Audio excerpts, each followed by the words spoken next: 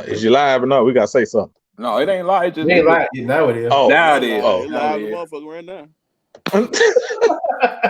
We good up in this thing, fellas. People, give it a minute. We'll see who gonna come here and start talking some noise, if anybody. Oh, they'll trust me. They've been waiting on them. It's gonna take them a minute. You already know. All right, let me see. That share this. Bernard, you can't move me backstage. What you mean backstage, nigga? Give it a minute. You see on the top right, it says you're in the show. When you first come in, it says you're backstage, and somebody has to add you in. Oh yeah, but no, I can't be used. I can remove you from the thing. You can come back in. Yeah. From the same link. I can do that. You can do that. Would I come in through the broadcast? Yeah, you'll just come directly in. Yeah. Okay. Well, ain't nobody joined yet, right? No, it's somebody in here. No, it's Ben. No, I didn't do that. Huh? No, I can't be. That's two. That's me too. Oh, well, goddamn. Okay. I'm trying to get some people. Make sure y'all, now that we live, make sure y'all check y'all mics and stuff, man. So we go. Okay. Man, you on that goddamn what? You know what? Oh man, I ain't fooling with you, man. I ain't G1000. You know what? Hey, not no G1000. G1000. Shit ain't came out. You know what? I mean, Simpsons talked about that shit in '83. You know it coming. Damn. That's so fucked up. That's so fucked up, man. That's so fucked up, man. That is just. You know I owe that is fucked up. What you owe me for, man? I ain't even did shit, man. Yes, he did. Hold on. We going live. Get him, dog. Get him. I told you, finna get you, bro.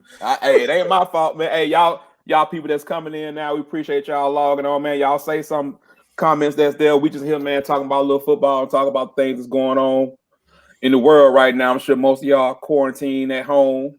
Or if not, hopefully you already all work. Y'all holler at us, tell us what's up, man. Say something. Yeah, put some in them comments. Man, I just need one. Dave taking us on a adventure. On the damn adventure over here. Get Diego over there. Hey, man, Diego. Y'all talked up all the daylight, man. I had to move. Bro, we said we didn't know, man. Hey, I ain't know those Jews out there. I ain't know you was gonna be outside, bro. My bad. You can't smoke his sticks now. So. The element of surprise, bro. Well, I'm sorry, sir. I apologize, man. I apologize. Okay. I didn't know. We'll apologize, sir. Being anyway. You know, you're not going to blame me for this, sir. You're not going to blame me for this. Yes, we are. Yeah. Yes, we are. We are definitely blaming you for this. Ooh, look at those spotlights. That you can't tell me this boy ain't fancy. Okay. That boy got that money, boy. I'm telling you. What a ring like that? I'm telling you, he got. That's what I'm saying. Hey, what a system like that? Still a work in progress. Adam, what's going on, Mayo? What up? Come on, right there. That's dope, right there. Yeah, I like that. Okay. Come on, right there. Hey man, size 11, Mayo. Size 11. I see you put. I see you pumping them 10s out there, bro. I need them size. I said, if he put one more 10 up there. We know size 11 is my size, so. Oh, well, we know you ain't selling nothing at all. ain't gonna say nothing else. But see, that's what I was talking about. You know, you can put them up there if you want to. We'll hide them back out, man. So what? Look, we've been gone for a minute. We can just start a little conversation about anything. What's on y'all mind outside of the NCAA tournament? We can start there. How y'all feel about that really being gone? Man, I'm hurt. Man, we all hurt, man. Especially due to the fact that I think this is probably one of the deepest fields in a long time. It was wide open. Yeah, it was wide open.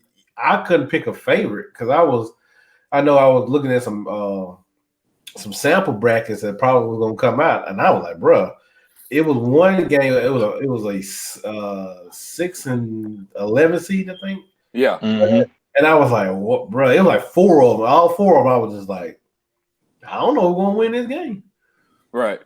I mean, that's what we were talking about, man. It's been so much stuff going on, and even in football, man. Even though you don't have actual spring practice or anything, I think to me that's when I was like, okay, yeah, bro, I'm spring practice is it's that bridge to get you through. Right. It's that bridge to get it give you hope for the future Right. on whatever team you cheering for, and it was like I was excited to see what LSU was going to be bringing back. The freshman that that red shirt last year that really didn't get to play, that was getting ready to step up on either side. And Ben, I know you was excited. Man, I'm just trying to see something. I think with us, like we talked about the other day, I think it's more so worrying about how are they gonna take in this information. You was already worried about it anyway, right? And then now with this delay, it's kind of like people that got their coaches in place. I'm not saying you ahead of the curve or anybody with new coaches, but you are in a better spot than a lot of people that starting installing fresh new game plans and everything else. You got at least one toe ahead of folks. That's for damn sure. Well, that, and if you got returning starters and you got good leadership, that's a thing. But the question is going to be, I guess the big question right now is we don't know when we're going to get back to any level of normalcy. So it's like, that's the big thing, and I saw Gus and Nick and them were talking about, hey, that they sent the players home, they communicate with them. They sent them home with the iPads, with all the playbooks and all the formations, all the stuff, everything that they would normally go over and checking in with them. But the crazy part about it is, like you follow a lot of these kids on social media, you see they're outside working. They outside getting their training in. I'm not even really so much worried about that as it is the rust. Yeah, it's gonna be a little risk with the last. Some of these kids that play football, they sent them home with the iPad. Who got the reverb on? That's you good. You good. Oh, okay. A lot of these kids have not played football probably since the 1st of January. We're approaching April now. Right. So that's 3.5 months, or 3 months that nobody played no football. I mean, you can go out there and play, but you can't get no nothing in.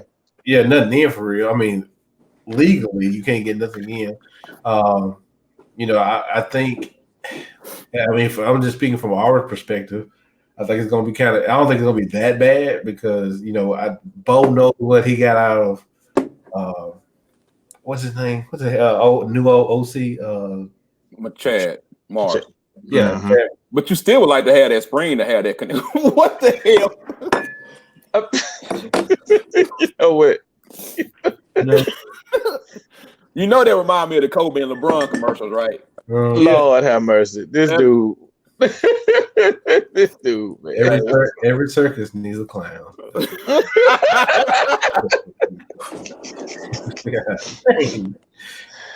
Every circus need a clown. I feel you though. But yeah, man, it's gonna be interesting, man. There's so many issues out there right now.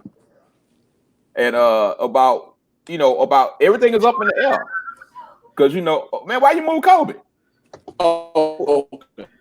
Put Kobe back on there, man. Okay, put Kobe back up there, man. Kobe was doing his thing, man. You know what I'm saying? Let him hang out. Let him hang out. It's more interesting than him. What you say, Tuck? It was more interesting that Kobe's on there than David. What he said? Every circuit got a clown. Every that's what he said. Every circuit got a clown. That's what he said. What was that? What was that? Yeah, they got animals too. Boy, y'all crazy. I can't with y'all, man. I can't. I mean, goodness gracious. So honestly, for real, since we just talking, just shooting the crap. What in your honest opinion, regardless how bad it hurt, do you think we have football first week in September? No. No. Tuck, you said no? Yeah, no way possible. Because because you gotta have spring practice. You gotta have some. It's no way possible. Ben? I'm right now. I'm leaning towards no, but hopefully we'll have an answer about this by the end of May, and then June, if they can get back to practice in June, if that's allowed. allowed. You got a lot of loopholes you got to get through, but you got to get through this part of it first. Right. You got to get through where we at right now first. And Dave, what you think? I think if you can get your summer practices starting on time, I think you'll be okay. Spring is definitely for evaluation, but I think if you can get through the spring summer practices on time, if those are not delayed, I think you're still good. So I'm gonna go with yes, because I just kind of hoping yes. Yeah, I mean it's such a tough thing, man, to answer any kind of questions right now because you can't really say anything or do anything because you don't know where we are. Right. So and that's the biggest thing, and I think that's the whole thing right now. It's like with anything, I don't care what it is, y'all know. I mean, today they just went ahead and canceled school for the school year. So I mean, they did. You know what I'm saying? So it's like you don't have that. So it's like everything is up in the air and it changes every day and it changes weekly, and it's like you don't know what's really going to be what. I think a lot of it, if you're looking at the 4 major sports, I think the NBA is going to tell a lot. Yeah. Right. Whatever they decide to do is going to tell the whole. Yeah. Because what we're approaching April and playoffs started with the end of April, pretty much. Right. Yeah. All right. So you can pretty much scratch that they're not going to start playoffs in April. No, they've already said it's going to be June, July. Okay. So if you're thinking the NBA going to start back July. I don't know what kind of games they're going to have. If they're going to shorten the season or whatever they're going to do. So let's say it's going to be June, July. Then they start the playoffs. If they start the playoffs in like August. That's another 2 months. So that's August, September. I mean, it's a lot of variables that goes into this because then you're reaching into the NFL season. Then you're reaching into. I mean, it's a lot of stuff they're going to put in place. And then baseball started a little bit later than all the other sports too. Well, I think really what you got to look at and understand is this: that I think all the major sports know they're going to interlock with each other this year. There's not going to be too much you can do about that because I mean the Masters is going to be in September possibly. Right. You know what I'm saying? So it's like, and y'all know CBS has the Masters on the weekend, but CBS also has the NFL contract. So it's like they're going to have to make a choice because ESPN has the Masters during the week. Are they still trying to do the Masters? That's one of their biggest money makers. I doubt they just let it go, but see, they don't know for sure. I mean, because I was going to say because during the summer you have the U.S. Open. I think the U.S. Open's already been canceled. So you could, theoretically go ahead and play the Masters. The U.S. Open is in New York, so they definitely got to cancel that. Yeah, that's it. Yeah, the Open. Yeah, New York is looking bad out here in the streets. So, but the thing with the U.S. Open is, and then with golf, period, what you could do is go ahead wherever the next city was to hold the U.S. Open. I ain't talking about tennis. I'm talking about golf. Okay. So, wherever, I don't know if the U.S. Open in golf is in New York, but the U.S. Open, if you have it in that city, man, y'all can't. I didn't do that. That wasn't me. Ain't no telling. If you have the U.S. Open, wherever you have the U.S. Open at this year, you can just go ahead and have it somewhere else that's able to accommodate, a major tournament. Then wherever the U.S. Open is, wherever the date the U.S. Open is, you can put the Masters on that date. But they already said they've already basically set it again for September. Yeah, that's the thing. But I don't think it's going to be. My honest opinion though, I don't think it's going to be an issue with CBS or with them doing it because I think everybody's going to know that everything you're doing this year is a one-off. Like, it's not going to be the same as it would have been from. Something's got to get shortened though. I know they're going to be college football, but something has to get shortened. It just depends who's talking and what or whatnot. I don't know. And it all depends on also when we get back, when we can get back to any kind of as far as like the season and stuff. Let me put Dave back in here. He back on now. When we get any of the seasons or any of the normalcy, because everything still has to be done. I mean, you talking about every sporting body is having It's got to be and change. It's finding a way to change and understand everything we're doing right now is a one-off, and it's not about anything that we would normally do. It's something that you would do differently, and even going to affect it in 2021 because you got what the Olympics moved. Everything that has a sport behind it has been moved. Right, because the Olympics got moved to next year. Right, so everything we doing is like you get tweets and stuff every day about how they even trying to handle this draft. How trying to handle the NFL draft. The NFL said they ain't budging. The NFL ain't budging, but all their GMs voted to move, and the GMs all pissed off because they won't move. Well, then that's the problem because the GMs don't have they have a say so, but the GMs, I mean, the NFL say, hey, you got to be here, you got to be here. Right. I think I don't know. It was Adam said he wanted to do it one day, have a round per day. Yeah, I saw that shit. I was like, man, that's a whole week? Was a draft? Right. I mean, I guess they like, look, what else is on? What else is on? We can stretch this shit out and we can break down everybody it'll be pretty dope for TV because now you ain't got to worry about going down that, because it was going to be in Las Vegas this year. Yeah. Right. And you have to drive that boat down and I got to ride another boat just to get some money. So, I mean, I was like, this don't make no sense. But, I mean, we ain't got to worry about that this year. So. It's going to be straight 1983 draft. They're going to call your name, and that's going to be it. Ain't gonna be no fanfare, no nothing. I want somebody to be dressed up like prime time. How he picked up that phone when Atlanta called him. Man, boy, that story about Dion when he said that he went in an interview with the Giants and they was asking him all these questions. Dion said he looked at him and was like, "What number y'all pick at?" They told him a number. He was like, "Oh, I ain't even gonna be available at that late." So you know what? I'm gonna go ahead and get on up out. It just walked out to me like I ain't even gonna be available when y'all pick, so I ain't even gonna go through all this. It don't even really matter. No, it don't even really matter. I ain't even gonna be available when y'all pick. I'm out of here. But we got to get back to a return to normalcy sometime. I just want to know how they're gonna stagger it. Nobody knows nothing. The only people who know stuff, the people in the back door and back rooms making these decisions. That's it. That's it. They the only ones that know. And that's all. And that's it. That's the ones who can't. That's the ones who can't. They got to make all decisions of everything that we're trying to do and anything that we're trying to do. So it's like, hey man, you know what we trying to do, where we trying to go, and it's like, but we don't have any direction because we don't know where we are as a country. You know what I'm saying? And that's the big thing about it is we don't know where we are as a country, and want to know how they're gonna stagger it. Nobody knows nothing. The only people who know stuff, people in the back door, back rooms. Where that came from? Ben.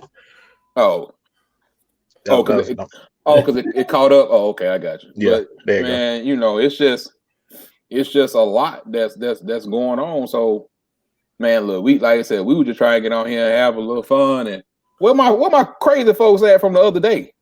I know what I'm saying. They were talking all that junk on Sunday, and now they ain't nowhere to be found. Ben, text your cousin and tell him to get off money that girl. Man, you know how I be, man. You know what I'm saying? They update. Look, man. I ain't going there with that at all. Yeah. And Dave just done disappeared. He ain't disappeared. He's having technical difficulties going in and out. Yeah. Okay. I don't know. He got those nice little lights in his house. He don't know what to do with it. You know what? You know what? This is karma for both of you. Not you know it. Get it right now. You. Well, you been the red apples. Fuck with me about my goddamn phone. You know what I'm saying? Both, you know what I'm saying? I had no problems with my equipment, sir. My stuff been working great. Look, StreamYard helped you out. It made your phone look quality. Like my phone is quality, man. You out, cuz. Dave, he talking about it's his payback because y'all always mess with him by his equipment. Damn right, about my damn phone because it ain't no damn iPhone. Yeah, they're right there, right there. There you go. Look at that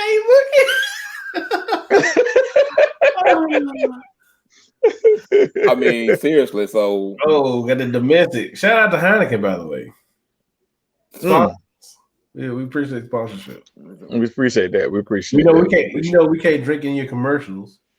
Hey, rude. But hey, I'm gonna pull something out for KB24, man. I'm gonna pull a little something out for KB. Yeah, that's what's up. There you go. That's what's up. Ain't no wrong with that. Ain't no wrong with that. Y'all, April. I mean, this 2020 has been something, dog. 2020 has been. You know. Y'all know if I moved the War of the Worlds. Oh, that's dope. I got to pick my copy up. Yeah, it's nice right there. You ever seen that movie, the War of the Worlds, when the little machines and stuff is walking? Yeah, is that the one with Tom Cruise? Yeah, I promise you, April 1st. That's what's going to happen. Yeah, we're gonna have them damn machines and everything walking around. I can't deal with nothing else, man. This is Tuck and David's copy. I just been holding on to the motherfucker. I got yours too, Ben. Yeah. I got my other two. I got to get that one from you too. Got that one. They all right here. They all ready. I got that one. I got the Ford News one too. Yeah. That hurt. That I ain't gonna lie. That hurt my soul right now. I mean, it still don't feel real. You done went through all this stuff, man. It just does not feel real. Man, Mayo text me and said, "Hey man, is Kobe dead?" I said, "Huh?" I was like, "Yeah." I was like, "Huh?" I said, "Man, no." And then he showed me TMZ. I said, "Oh hell no!" Hell no, I ain't believing it. Cause we talked about it in the group and we was like, "Nah, that shit ain't, man. You know TMZ be lying. That shit ain't real." And but TMZ be on it on that type of shit though. Right. You know, and I was like, okay, let me check the LA Times, and there it was. Yep. Like, wow. What is them bees around his neck, Dave? Hey man, it's the chain, man. Cole got a chain on, man. I cannot look at that dog. All I can think of is the Kobe and LeBron commercials, bro. That's all I can think of. 3 championships. 3 championships. Kobe. You said 3 champions. You see these cookies? You see these cookies? How many cookies do you want? I went on YouTube and watched them the other day, man. Them things was so funny, man. Man, they burned down the house and all stuff got messed up. I was like, that little boy, he always asking all those questions. Especially when Kobe had, because they won that year. The commercials came out, right? Yeah. And then and Kobe was walking through the living room celebrating championship. And then when LeBron turned around, Kobe was just walking. Then as soon as LeBron turned back around, Kobe went back celebrating championship. Man, those commercials were great. I don't know why they stopped. I got 2 favorite Nike Kobe commercials. Is the one where he's directing. Oh, with Kanye. Yeah, he directed Kanye out of the thing, and everybody like just mad at him still. And especially Paul Pierce. Was it Paul Pierce or was she Wallace? I think it was she. Rasheed Wallace. Yeah, he started directing them, and then Phil Jackson and Jenny Buss is right there playing the piano. And he directed his way off the court. It was so nice. And then the best commercial ever is the about the mama mentality. The mama. Yeah. You can't. Kanye, he said, what the fuck does that mean, Kobe Bryant? What the fuck does that mean, Kobe Bryant? He's like, use it. He's just looking at him like, don't worry about it. Just go with it, man. I think I like the one where I think it was Jalen Rose walked up. He saw him in the restaurant or something. Yeah, with the 81 olives. Yeah. 81. 81. No, I'm just playing. He said, "No, I'm just playing." And it'd be so funny when Jalen talk about that, because like he said, he was like, "Man, we tried every damn thing in that damn game. It wasn't nothing that we could do. Like and Kobe could have got 100. Yeah, he said Kobe didn't have no highlights in that game. It was just straight grown man balling. He was just shooting. And he telling the truth. Because if you go back and watch, it's like, oh, he just literally just balling, whooping ass on y'all. Like it ain't even nothing else going on. I'm just I'm just on you, just talking noise to you. That's all it was. Him out with I think 10 minutes left in the fourth quarter. Yeah, he easily could have got. He could have got it. He definitely would have got 90 without a doubt. That was his only gripe that Phil took him out because they had a back-to-back game and he wanted to. They had a road game the next night and he wanted to save his energy. But that ball. And that damn story that Shumpert came out with had me rolling. Shumpert was like, that nigga pat me. Shumpert said he patted me on the ass in the fourth quarter and said, good game. I'm looking at the clock like, good game. But the fourth quarter just started. He looking like, that nigga Shumpert said, Kobe did this and did that. He said, man, I'm looking at him like, nigga, what is you on?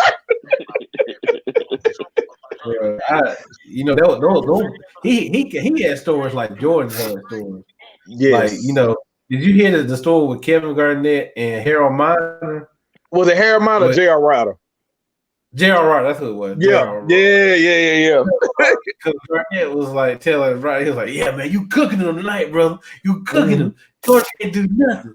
Man, you cooking them tonight. And J.R. was like, hey, man. Hey, man, chill out, man. Jordan did just like this. Okay. They run it back up and down the floor. Mike just going. And KG and JR came over to they did just like that. Oh, bro. I'm sorry. Bro. Like, damn, I'm sorry. Hold on. Tony? Hold on. Let me do Hey, it. he just called you out, dog. I'm just gonna let you know that. And then I shared it. I got a watch party on my comments. Hey, Ben, Chris, what's wrong? What Tony talking about? Something wrong with my shirt? What's wrong with my shirt? Well, because he's a Gremlin person, so Oh, no wonder we don't get along. That makes sense. Well, God damn, you an SEC fan, and you a Gremlin Tiger. God. That's part of that's man. God, dog. Why been waiting on you, Tony? Hold on. Waiting on you all week. Hold on, Dave. What you talking about? What somebody said in your watch party? Oh, in the watch party, Chris told me to tell you, he just wants you to know your team still ain't shit. Who's that? That's the Oregon fan. Man. Yeah. Oh, okay. Yeah. I can't say shit because Yeah, I mean, I'm a lot. I had to wear a damn duck hat. I still got that shit in my closet too. I'm really not. Man, if you don't burn that shit, oh, damn it. You a good person, man. Go ahead and ship that stuff to Chris and Colin, Dave. I said, Roman was like, Daddy, why you got this duck over here? I said, son, I lost a bet, son. He was like, what's a bet? I said, don't worry about it. Something that your daddy is terrible at. Don't worry about it. He is terrible at bet. He does not look at the combinations of what could possibly happen. If y'all listening, man, if y'all want to make some easy bet, just hit Ben up, man, because he gonna take any bet. I ain't talking about for money. Ben always bet for stupid stuff. Like I'll put on a Georgia Bulldog outfit if y'all do this, and it'd be something weird. So like, you know what? I should tell a Georgia fan, if y'all want to win the national championship, just bet Ben Dennis because he will get you there. It won't be a problem. You'll get your national championship. Hey, but I will say this though, we got them in a few years. I'm definitely going to Athens because I've never been there, so I'm definitely. I don't like definitely going to that stadium for real, and everybody knows this, but yes, we know the game day atmosphere is awesome. It is really good. I've been to every SEC stadium besides Missouri and Texas A&M, and I just you been to South Carolina? Columbia, boy, it'd be rocking. I know it'd be rocking. It'd be rocking. I mean, I'll just be like, man, Bump did get me out of here. And then always, if you go through Spartanburg, you better be praying. That's all. It's just like going through. Hey, hold on. My home was from Spartanburg. If Q1 log in on his post, he gonna get at you. I'm sorry. Q1 from Orangeburg. I'm sorry. My bad. He's from Orangeburg. Man, you better gas up in Orangeburg and keep on trucking. It's gonna be messed up trying to get to Columbia. Columbia. Oh, he said he ran that shit back. Should have known, but oh yeah, you doubled or nothing, man. Yeah. Dave, it's your job to stop Ben from doing any more bets. I'm off that. I'm off that. Stop it, Ben. Stop I'm off that, bro. It's your job to stop Ben from doing any more. But see, Ben do these bets. He don't tell nobody. No, he don't. He just showed up at my house with a goddamn duck outfit on. I didn't know what the hell was going on. I was like, Ben, what the hell? What are you doing? I'm like, man, I lost a bit. I'm like, I lost a bit, man. I'm still waiting on you to say that you won one. I did. I actually did. I won the Michigan FSU game. I won the fucking field for Hennessy. I bet my nigga Fred Cole, the rapper, Cole, my homeboy. We bet the Michigan FSU game for the in the Orange Bowl. I actually won that one. But see, the thing about it is that's okay. That's I won that one. But you okay? If y'all bet that was 5 years ago, Ben. You want to bet? Hey, but don't say I'm 0 for everything. You know what I'm saying? Like, I ain't had no gray hair when you won that bet. Hell, edge up and everything. God, you know that's what all that the grade that Ben got. That's Florida State. All that. Man, you ain't lying about that shit. I swear you ain't lying about that shit. Right now. Well, I said, what's up, fellas? Man, you tell me what's up, man. I know, Tone. What's good? What's good with you, man? What's going on down there? What's going on down there, sir? No, we just got creepy. He ain't saying nothing. Maybe he'll say something. Is he down there? Who that? Yeah, what's up? Who crit? Hold on, don't pay me no attention, y'all. Don't pay me no attention. Well, we do that. We do that. Wait, what you see Spencer at, Dave? It said he watching. Oh, okay. Do you have a watch party? No, I think he's just looking at the live. I'm just looking at the live. Oh, okay. Tony said they're on the. Tony said they're on the. We are on stay at home order. Yeah, because he's in Louisiana, right? Yeah. But Texas, between the two. Between the two. Yeah, for sure. Mm-hmm. Yeah, I know he got plenty of time then. Hell, my ass ain't on no damn stay at home order, nigga. I'm just off. That's the only reason why I ain't been to work. But I've been to work this whole damn time. Hey, Dave, I'm gonna put this up here. Y'all already know who this is. Y'all already know who this is. That nigga said, not that one. Hold on, this one. He said, "Damn, what the hell y'all on?" We upgraded, Spencer. We done upgraded, man. You know what I'm saying? We doing a little bit. Oh, he said, "What the hell y'all doing?" All right, we upgrade a little bit, man. You know, had to do a little something. You know, just a little bit. But for real, we really just talking about whatever, man. We talking about a little football and just trying to see what everybody was up to while they was quarantined and seeing, you know, just checking in, man, just having some conversation, trying to have a good time. That's really about it. But I see. But you said Tony, you in Texas or you in Louisiana? He in Houston. He in Houston. Oh, ooh. Yeah. What? Yeah. Yeah, then they got quiet in Houston. Shit. Yeah, because Slim Thug, Slim Thug came out and said he got it. Represent, like Beyonce, she representing that third. That third. Man, you better leave him alone, bro. You better leave him alone. Leave him alone, man. For real. Yeah, brother. Whatever you need. They got to send the National Guard just to the third ward. Well, that's probably those are probably I'm gonna put this up here too. Yeah. Just for you, my brother. I got my big brother Spencer. Me and Cole over here drinking a cup of Heineken, man. Just a little bit. Just a little bit.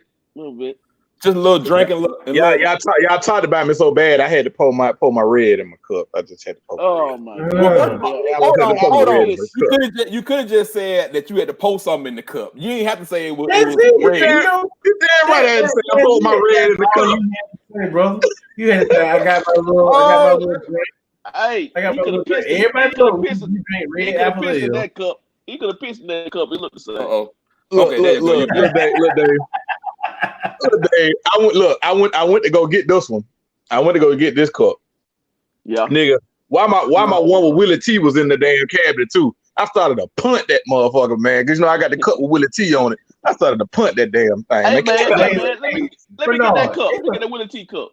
I got it in the damn cabinet. It's amazing what happens in a year. I'm glad I got control of the mute button. I'm about to mute somebody. What's up? It's amazing what happens in a year. You know what I'm saying? Because this man was Willie T this, Willie T that. It's still Willie T weekend. It's always going to be Willie T weekend. For you, it is. For you, it is. For this young man down here. Oh, hold on, man. Hold on. Oh, man, this is my brother, man. This is my college roommate right here, man. This is my brother from another man. Hold on, man. This is Coach Teddy Keaton.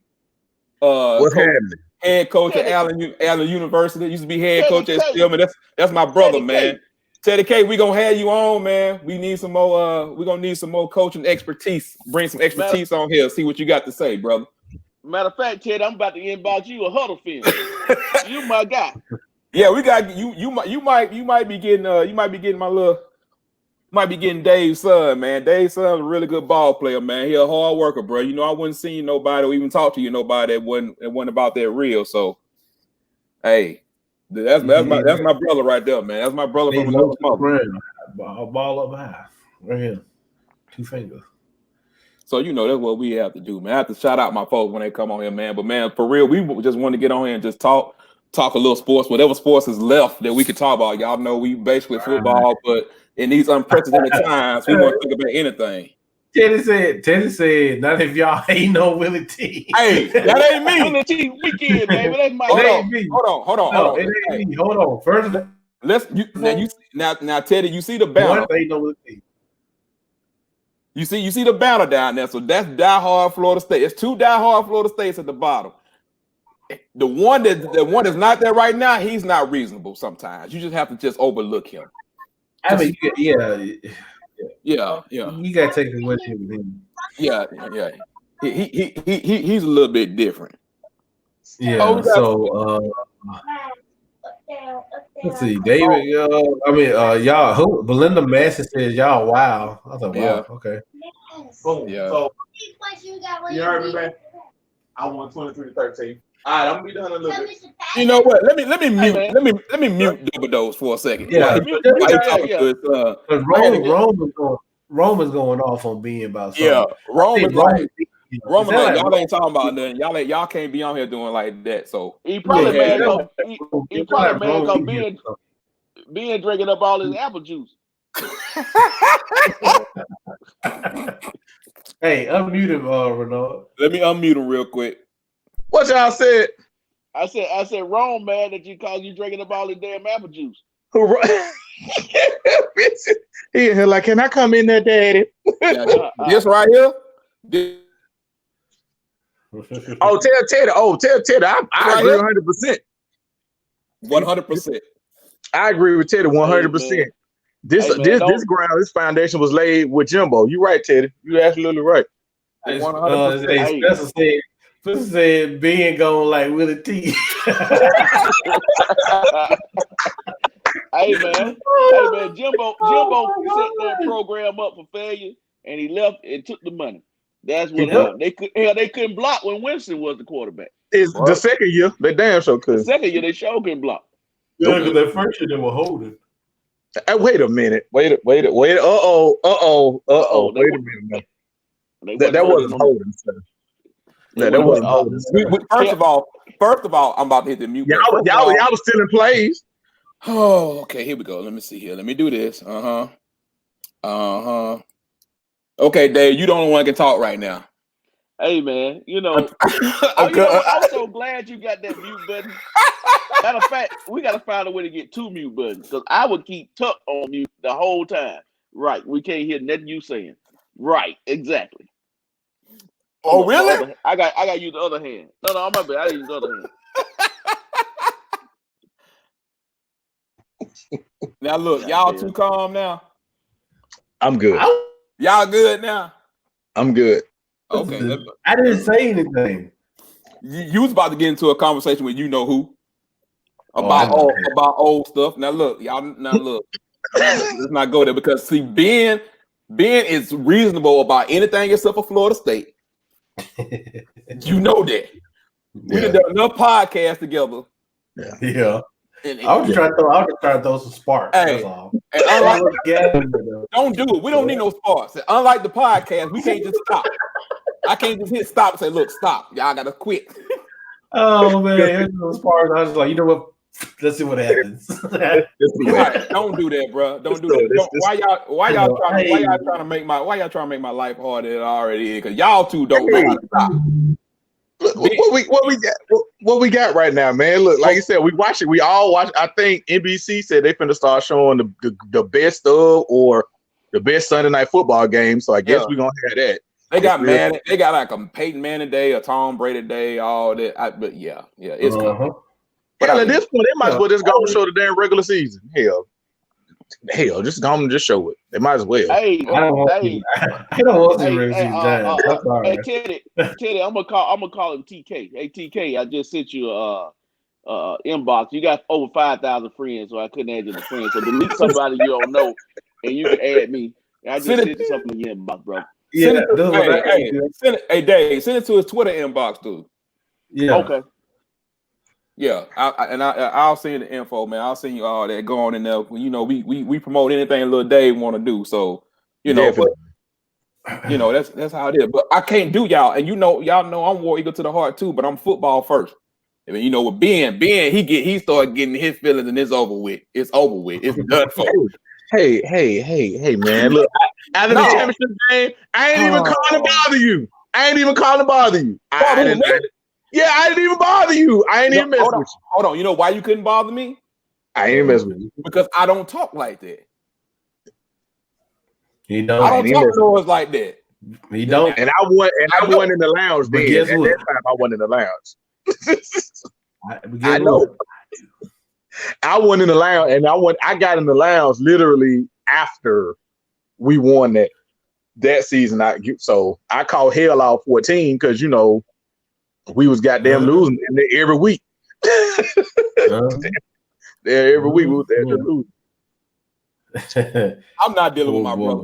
My brother's on one today talking about we can do telemedicine. Damn. Hey, but honestly, to Keaton's point, he is doing talking about Jimbo. He is doing the same thing in Texas. He that's a whole nother conversation that we're not gonna get into right now because we can't get in because you said so. I'm not gonna say no. I'm not. I don't want to say what I want to say, but I think we all know that there's deeper layers to that than what's being said. Of course, right? Kevin Sullivan could have did the same exact thing for $40 million cheaper. Yeah, and we said that. I know a lot of people thought, like, of course, from my end, they like, oh, that's just salty Ben, but I'm like, y'all finna get the same damn result that y'all was getting from something. It's not that it's salty Ben, it's just that you be obsessed with them. You be like, see, they look at the lineman he recruit. He Ben, calm down. Hey man, I knew it was bad. I sent a text. I said, hey man, look at this shit, man. Look at that damn draft. Look at that damn recruiting class. Ain't no goddamn lineman on this damn recruiting class. I'm like, he doing the same shit. No, I was like, no, let me tell you though, Ben. I just want him to calm down. That's all I want him to do. Look, the thing about Ben was we had to teach Ben how to understand how recruiting went. Because Ben was just looking at these receivers. Ben was looking at cornerbacks. Ben was looking at quarterback. Ben didn't look at nothing in the trenches. I said, Ben, y'all finna be garbage because y'all have no idea. Jimbo caught me in the gloss. He caught me in the gloss. Look, like you said, we got all this speed everywhere. But every year we just and then we get guys on the line and they not being developed, so they damn ain't doing nothing. So it was just like, what was the point? If you do not recruit in the trenches, you're gonna be sorry. I mean that's why Auburn's having such a tough time pushing the line because the offensive line sucks. We had five. To make it so bad, we had 5 starters that were seniors, and they were all hot garbage. All of them. It goes back to recruiting. I'm over here. It go back to but recruiting is always a part of it. It's recruiting and development and a lot of other things that go along with it. But you know what I'm saying? Like that's my thing because a lot of people get these high-ranked athletes and don't know how to develop them and don't bring them along and don't know how to coach them up, don't know what they need to do. You know what I'm saying? It's not just about the recruiting; it's about what you're doing with the athlete once you get there. Because you got all kind of different athletes that come from different backgrounds. It's not always about the stars. It's about what that coach going to do with them once he get with them. What are you going to do? What are you going to develop them in their program? What are you doing with them? You're right. And also, and to your point too, Renard, a lot of the kids that grow and become 5-star athletes, you just never know. They might be to hit their ceiling. You know what I mean? So when they hit their ceiling, you know, I hear a lot of coaches say we don't recruit all stars, but I don't know about that because your recruiting ranking is based off of what? Stars. So I hear that on one hand, on the other hand, I'm like, okay, but at the same time, you know, like you said, what are you doing to really develop this kid? Can you take this 2-star and make him, you know, look at your boy Jefferson at LSU. Yeah, and you know, if luckily he ain't on here right now because he would write a whole paragraph. But if Dabo Jr. was here, Isaiah Simmons, please, he was a 3-star. I mean, but you want to go? He was a 3-star, and that dude became. When I see Isaiah Simmons, I see Carlos Dansby. That's what I see. And when I see Carlos Dansby was a quote unquote 2-star. Didn't know what position he's gonna go into, but what did he do? He developed and he got better. And he got into a scheme and he got into a system that actually fit his talents and fit what he was trying to do. It's way more into it than the people that are looking on the outside of the surface, just looking at a damn star by a kid name. You don't know what that means. You don't know what the qualifications of a star is. David can speak to that perfectly right now of the four of us that talking because he's actually physically going through it. If you want to talk about a hard worker and a football player, I'll take little Dave on my team 24 hours a day, 7 days a week compared to some of these. I ain't gonna talk about a kid, but to some of these kids that I know and that I have seen in person that are not even putting in the work right now. Little Dave never stopped working. Just because they got stars out there. Pull up Jay Roberson.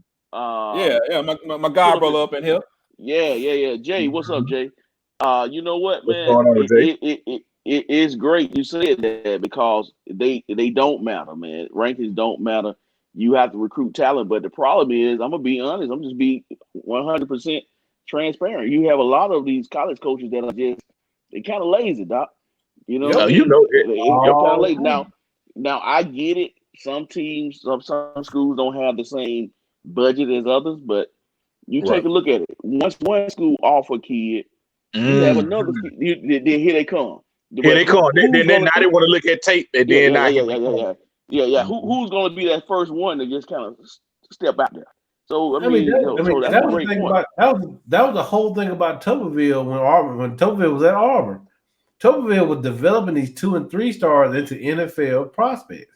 But when Alabama came and they started getting these 5 stars, and they thought Tuberville got beat by Saban that 1 year, they had to let him go. I never understood that. That's because he got blowed out. Don't get me wrong, but after what he had done, Tuberville was a great evaluator of talent, and he wasn't trying to get 5 stars. And so was Dunn. That staff that he had there. Well, I think it was Dunn, and all them boys that was there. Dunn, Greg Knox, Terry Price. They were all really good evaluator talent. Philip Lally. Yeah. Yes, they knew how to evaluate talent, and that's what a lot of the focus goes now. Is it goes away because you let places like 24/7, ESPN, Rival Scout, you let all them do your recruiting for you, and you put out a video, and then you go to all these events when these kids want to show out. They want to show out at a camp. Everybody looks good in a camp because you just wearing shorts and a t-shirt. Let me see what you do with pads on. Now, I want to see what you do. And Tuck, to your point, man, this is our lives, so I can say what I want to. If you ever met some of these guys that works for the 247s and these other scouts, bro, come on, man. We played more athletics than they have. And it's crazy because they number people. A lot of them. They jump on the kids that's bigger than everybody, or you might have a kid that can just flat out run, and I get it. But man, do you really truly evaluate? You know, that's my issue I have. Hold on, I got to let Spencer answer. Hey, Teddy, check your inbox, man. I just sent you an invite, so see if we can get you up in here real quick. I know you say you got so much to say about it because I know you've been recruiting and been in the recruiting ranks for 10, 15 years now. So I sent you an invite. Hopefully I'll see you when you pop up, and I'll see if I can add you in here. Jay, Spencer gonna get you. Hey, you know what though? I'm gonna be honest. Jay got a kid, man, down there in Alabama, dog. I saw his kid. I saw Trey. I saw Trey when he was playing against my first time seeing him when he was playing 7-on-7 against Minor at Homewood. Because they have 6. Wow.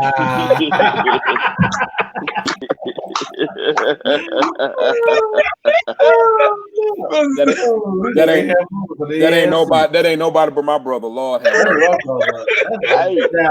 That's how you talk. That's how you talk, Trey. Yeah, I saw Trey, man, when he was at Homewood at the time, and I think he was a sophomore, getting ready to go into his. No, he was getting ready. He was going into his sophomore year, man. And when I saw that kid, I ain't just saying that because his dad is watching live. Like I said, it's our lives. We can't say we want to, but truly, I saw a kid that was a difference maker, man. And I'm praying that he gets a lot more looks than what he's getting. He's getting some, but I really think he could be a game changer at the next level, though, for real. I mean, you look at Trey, man. Of course, even though I consider him family, we really haven't met, but I've been following him. It's like you got certain kids, you see they got the fire and they got the passion, they got the drive, they got the desire for it. Then you got the ones that want to be pretty about it and just like, well, I'm that good because somebody told me that good, or I play football because they say I'm good at football. No, like your son, Lil Dave, and Jay, your son, like them boys have the passion for it. They would do it every day for free, 24 hours a day, 7 days a week if they could. Mm-hmm. And to me, you gotta have that drive and that passion. And that's what happens when a lot of them kids move from high school to college. They don't know how to get to it. They don't know how to passion to go to it. Yeah. But hold on, let me bring my brother in here. Let me bring Coach Teddy Keaton in here. So I know he got a lot to say on the subject. TK, come on here, TK. Yeah, what's up, y'all? How y'all doing? Hey, bro? What up? I got a lot of points that I want to make in this situation here that you guys speaking on. Shoot it. The recruiting part, Jay did a real good job on that, saying that a lot of these coaches are lazy. They go out. I find those kids that are what I call Twitter kids. Kids that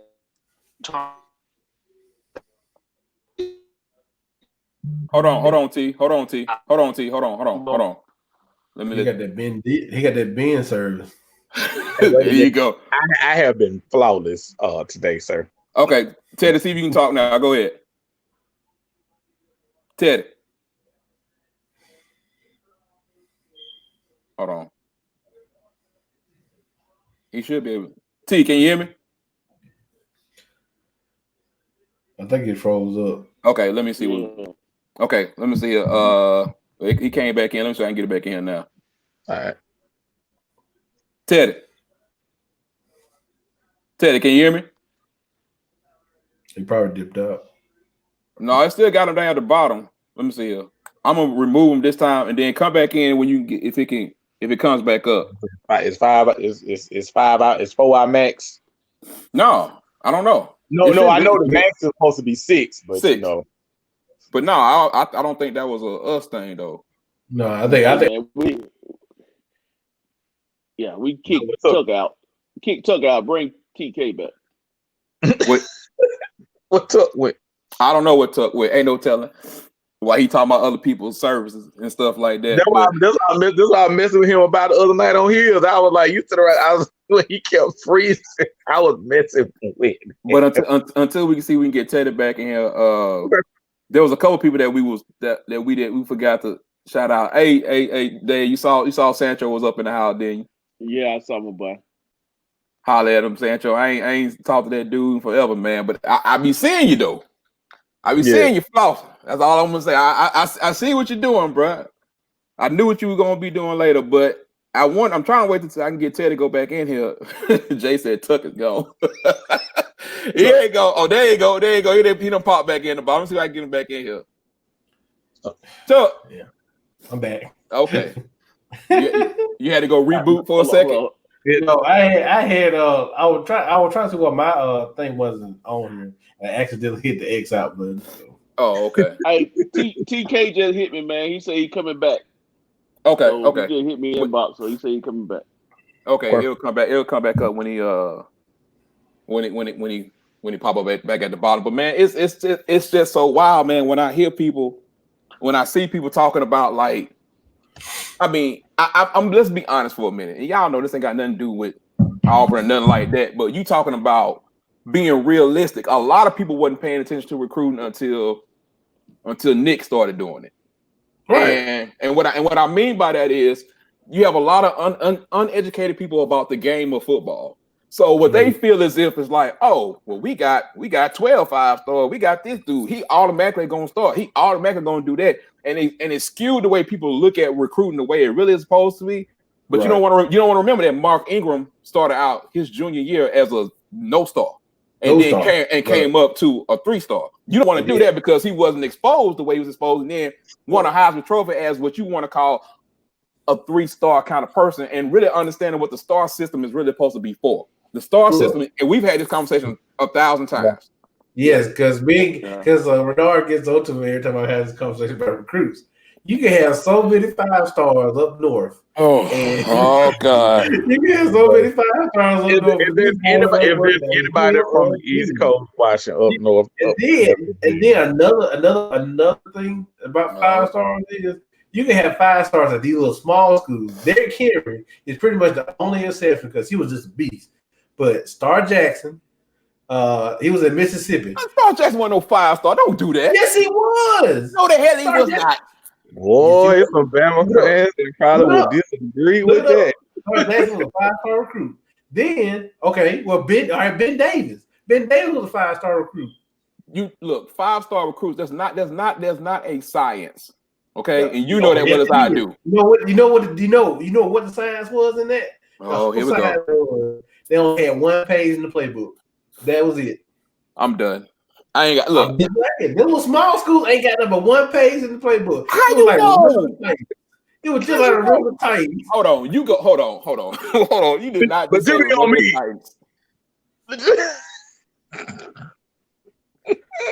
Oh my God! Look it up.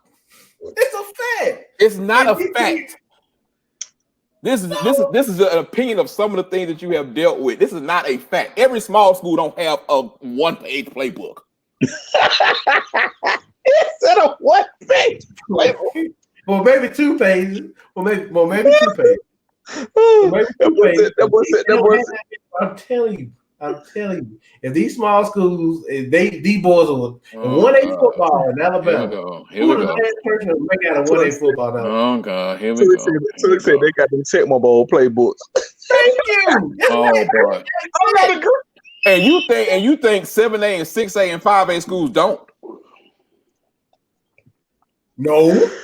You lost your damn mind. One page playbooks or no? Ain't no way in hell. And you think they just got 1-page playbook? We had 2 pages in 4A. We had 2 pages in 4A. So you putting all that on you? Hold on, you putting all that on the school? Dave, pass me one, bro, because I'm telling you, dog. I'm telling you, I'm not gonna do this conversation with Tuck because hold on. Even Kobe gonna smoke to that one. Hold on. Here we go. Because let's look at it like this. Tuck don't want nobody from the East Coast. No. If they pay above, especially above Virginia, anybody above Virginia is garbage. When I brought up Minka, then he's like, "Oh, well, you know." That's it. Out of all the all right. Out of all the people that came from the north, tell me somebody from besides Pennsylvania that's been pretty good in football. I don't have time to go through 6,000 players in my mind right now. I'm just telling you. But you're telling me that a whole section of the United States is just hot garbage. There ain't nobody ever gonna come for that. Ain't nobody gonna be able to be good. They If they go to college football and they come to the SEC, I'm done. I'm done. Even if they go to the ACC, when the last time Pitt been good in anything? I'm done. I don't have nothing else to say. When the last time Penn State been good? I mean, was it Michael Vick from Virginia? Ben, stop trying to make sense. Ben, you're trying to make sense. You are trying to make sense in a conversation that does not have any sense. Virginia is below the Mason-Dixon line. That's what I say. Anything below the Mason-Dixon line. Randy Moss is from West Virginia, Ben. I mean, David. Thank you. Moss from West Virginia. So let me. That's below the Mason-Dixon line. Hold on. So when they cross that line, all they goddamn football skills they leave unless they eat some spinach. Hold on. Look at DeAndre Swift. Now you got one. DeAndre Swift. I said okay. We're naming one player. We're naming two people.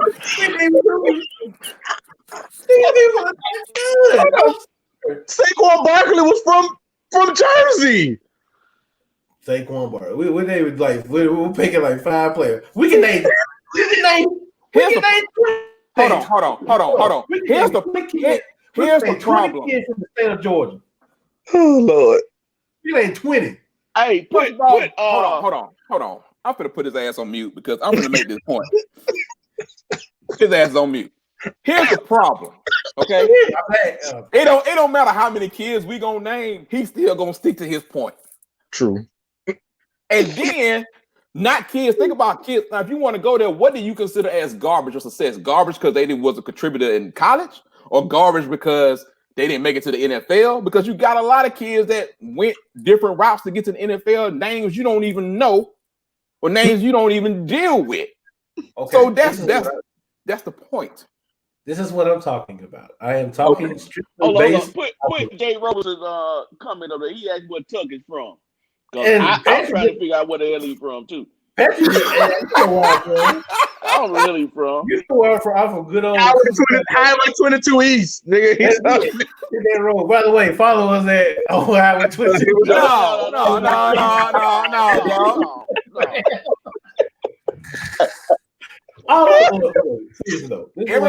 Everybody in the comments like just counteracting every point that Tuck come up with. I told y'all he a hater, man. Tuck got some hate in his heart. Look. Oh boy. I understand there are going to be some small gyms, but as far as competition from down here in like the lower part of the ACC, the lower part of anything in the SEC, I'm sorry. You're not gonna get me. You sorry what? You making Trump points right now. Whoa, time out. Yeah, you in that category right now. When it comes to this conversation, you are Donald Trump right now. No, I'm not. I'm telling you. Yes, the hell you are. All right, there's been way more buzz. There's been that. But you think hold on. There's been way more buzz down south too. Yeah, because there's more players. Oh, sweet Jesus, mother of God.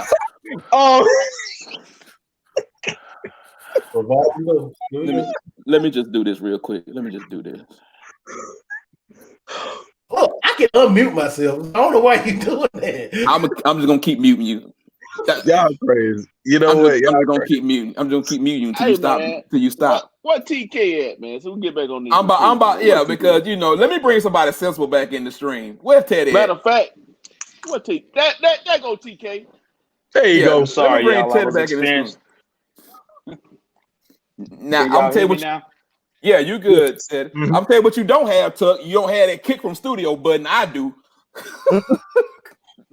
You and your nonsense. You be killing me with that. Since they ain't no good players above the Mason-Dixon line. Boy, go on somewhere with that. Oh, you spoke like a Negro ain't never been out of Alabama. He hasn't been out of Alabama. One particular part of the country. That's all. Okay. Well, can we let the coach in here talk, please? It's your flow. It's your flow, Teddy. Well, I have to agree with Jay. Jay made some valid points. I think that when you are recruiting talent, that you got to understand that talent, regardless if it's a 5-star, a no star or a 1-star. It has to be developed. The biggest problem with kids nowadays is when you talk about recruiting people, they may have been 5 stars in high school, but when they get to college, everybody's on an equal playing field almost. So when they have to come and they have to compete, it becomes difficult for them because it's a mindset for them. I know some of you guys may not care for Alabama or Coach Saban's style, but when he talks about the mental discipline that it takes in order for a kid to be able to sustain the workload that come with college, the workload that come with practicing, the workload that goes on. As fans, you guys sit back and you make comments about a kid that he may once been a 5-star at his local high school, but when he got there, he got 10 other 5 stars he got to go against. As in Renard's situation with Auburn, I know he's a diehard Auburn fan. When it comes down to it, I think Gus Malzahn is a great coordinator. I don't think he's the best head coach. Reason being because since they left, you get no argument there. Since they left, ain't nobody gonna disagree with you on these two. I'll drink to that one. They have not had a quarterback since Cam Newton. If you the coach and you know that you have to develop talent, just like my man with Florida State, Jimbo left them in a bad situation when it comes down to talk about offensive linemen. In spring ball, I was watching them prior to the coronavirus come in. They had 5 offensive linemen in spring ball. And that's unheard of in college football. Most of the time you got 20 linemen. So that's a big thing. That's a big thing going into camps. So when these fans get on and I get in, it's so much stuff you can talk about. Jay talked about that recruiting. Recruiting is important, but everybody don't have an eye for talent. Somebody made a mention about those guys who work the 247s and the different things like that. It all depends on what area you come from that they even go in. Some of these backwood towns got some kids that can flat out play football, but they'll never be ranked as a 5. They'll never be ranked as a 5-star because they don't have enough ESPN exposure. The coach ain't prominent or whatever else that may be needed to be to make him prominent. It's just I don't buy into that. That I won't cuss, but I don't buy into that. You can cuss. Oh, go right ahead. On the line, you can go ahead and let it rip. On the line, you can cuss. Go on, let it rip. I don't buy into that nonsense or whatever that is that they try to sell you on. This guy got to be a 5-star and he's this and this. A lot of the guys, what people don't see, there's a lot of 5-stars that end up at your major universities that after the first year, you'll be asking your friend or y'all will be on this talk show, what happened to Javon? Javon not playing no more. Well, Javon couldn't adapt to get into the system to be able to do what he got to do. And you'll be amazed when you go down people's roster. A lot of the no-name players that was not ever ranked didn't come out as 5-stars. We getting blind by the Bama appeal.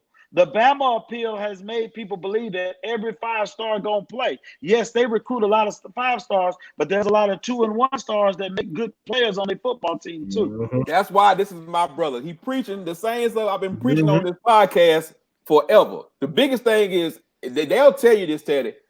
I don't care who you coach at. The coach I admire the most is Nick Saban. And I would tell them that I have said this for 1,000 times on the podcast because of who he is, what his process is, what he does, and not so much because he's winning, but because of who he is. Just listen to him. You should learn and do it from anybody. It's a reason why kids are attracted to him. And I've talked to everybody on this podcast about everything you said about the development and about all that kind of stuff like that. It's way deeper than what people try to make it out to be. It's not just that, and some kids can't cut it. And Tuck, you can agree with this. We talked about it before. Rodney Gardner, defensive line coach, he said, the first thing we do is we de-recruit them when they walk through the door. Exactly. You got to. You got to be de-recruited when you walk through the door because guess what? I don't care what you was then. You ain't proved nothing on this field out here. You might have proved everything you can at damn whatever Wonka Bonk High. It don't mean nothing when you come out here on this practice field. Right. And you know number one of that is Byron Coward.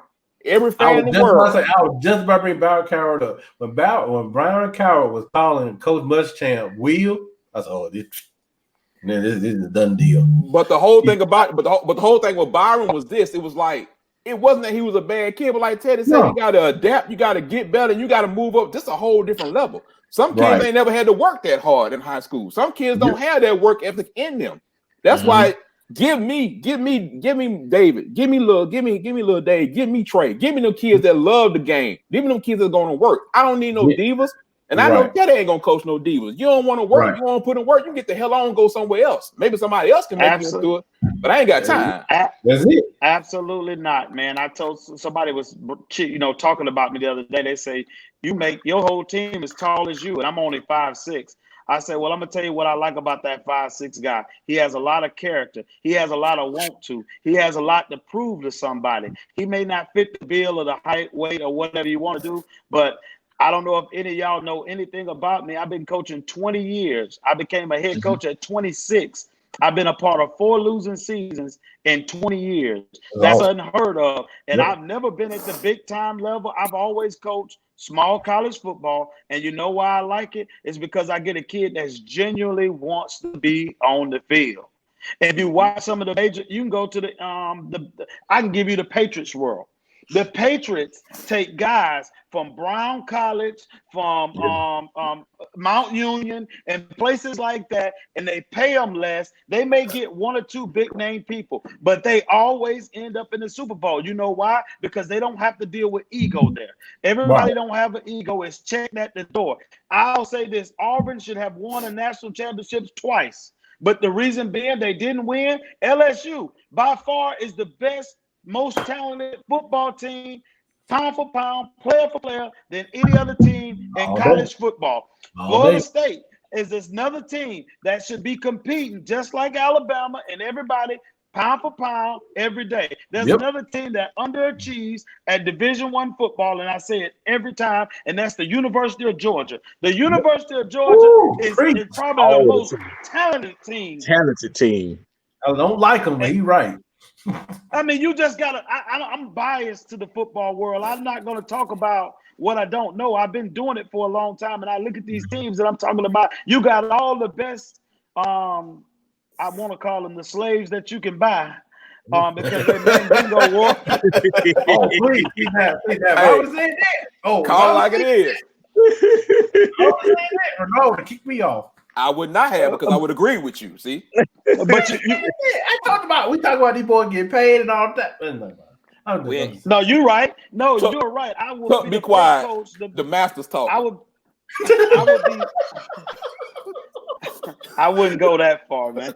But I would say this. I believe that I think an issue that you guys need to start discussing, and we need to be more as Black people, that we have a game that's controlled by 100 Black kids that's running around, and they can't even get $1 for their likeness. These schools make millions, and I know this could probably discredit me for coaching anywhere in America. I don't really care.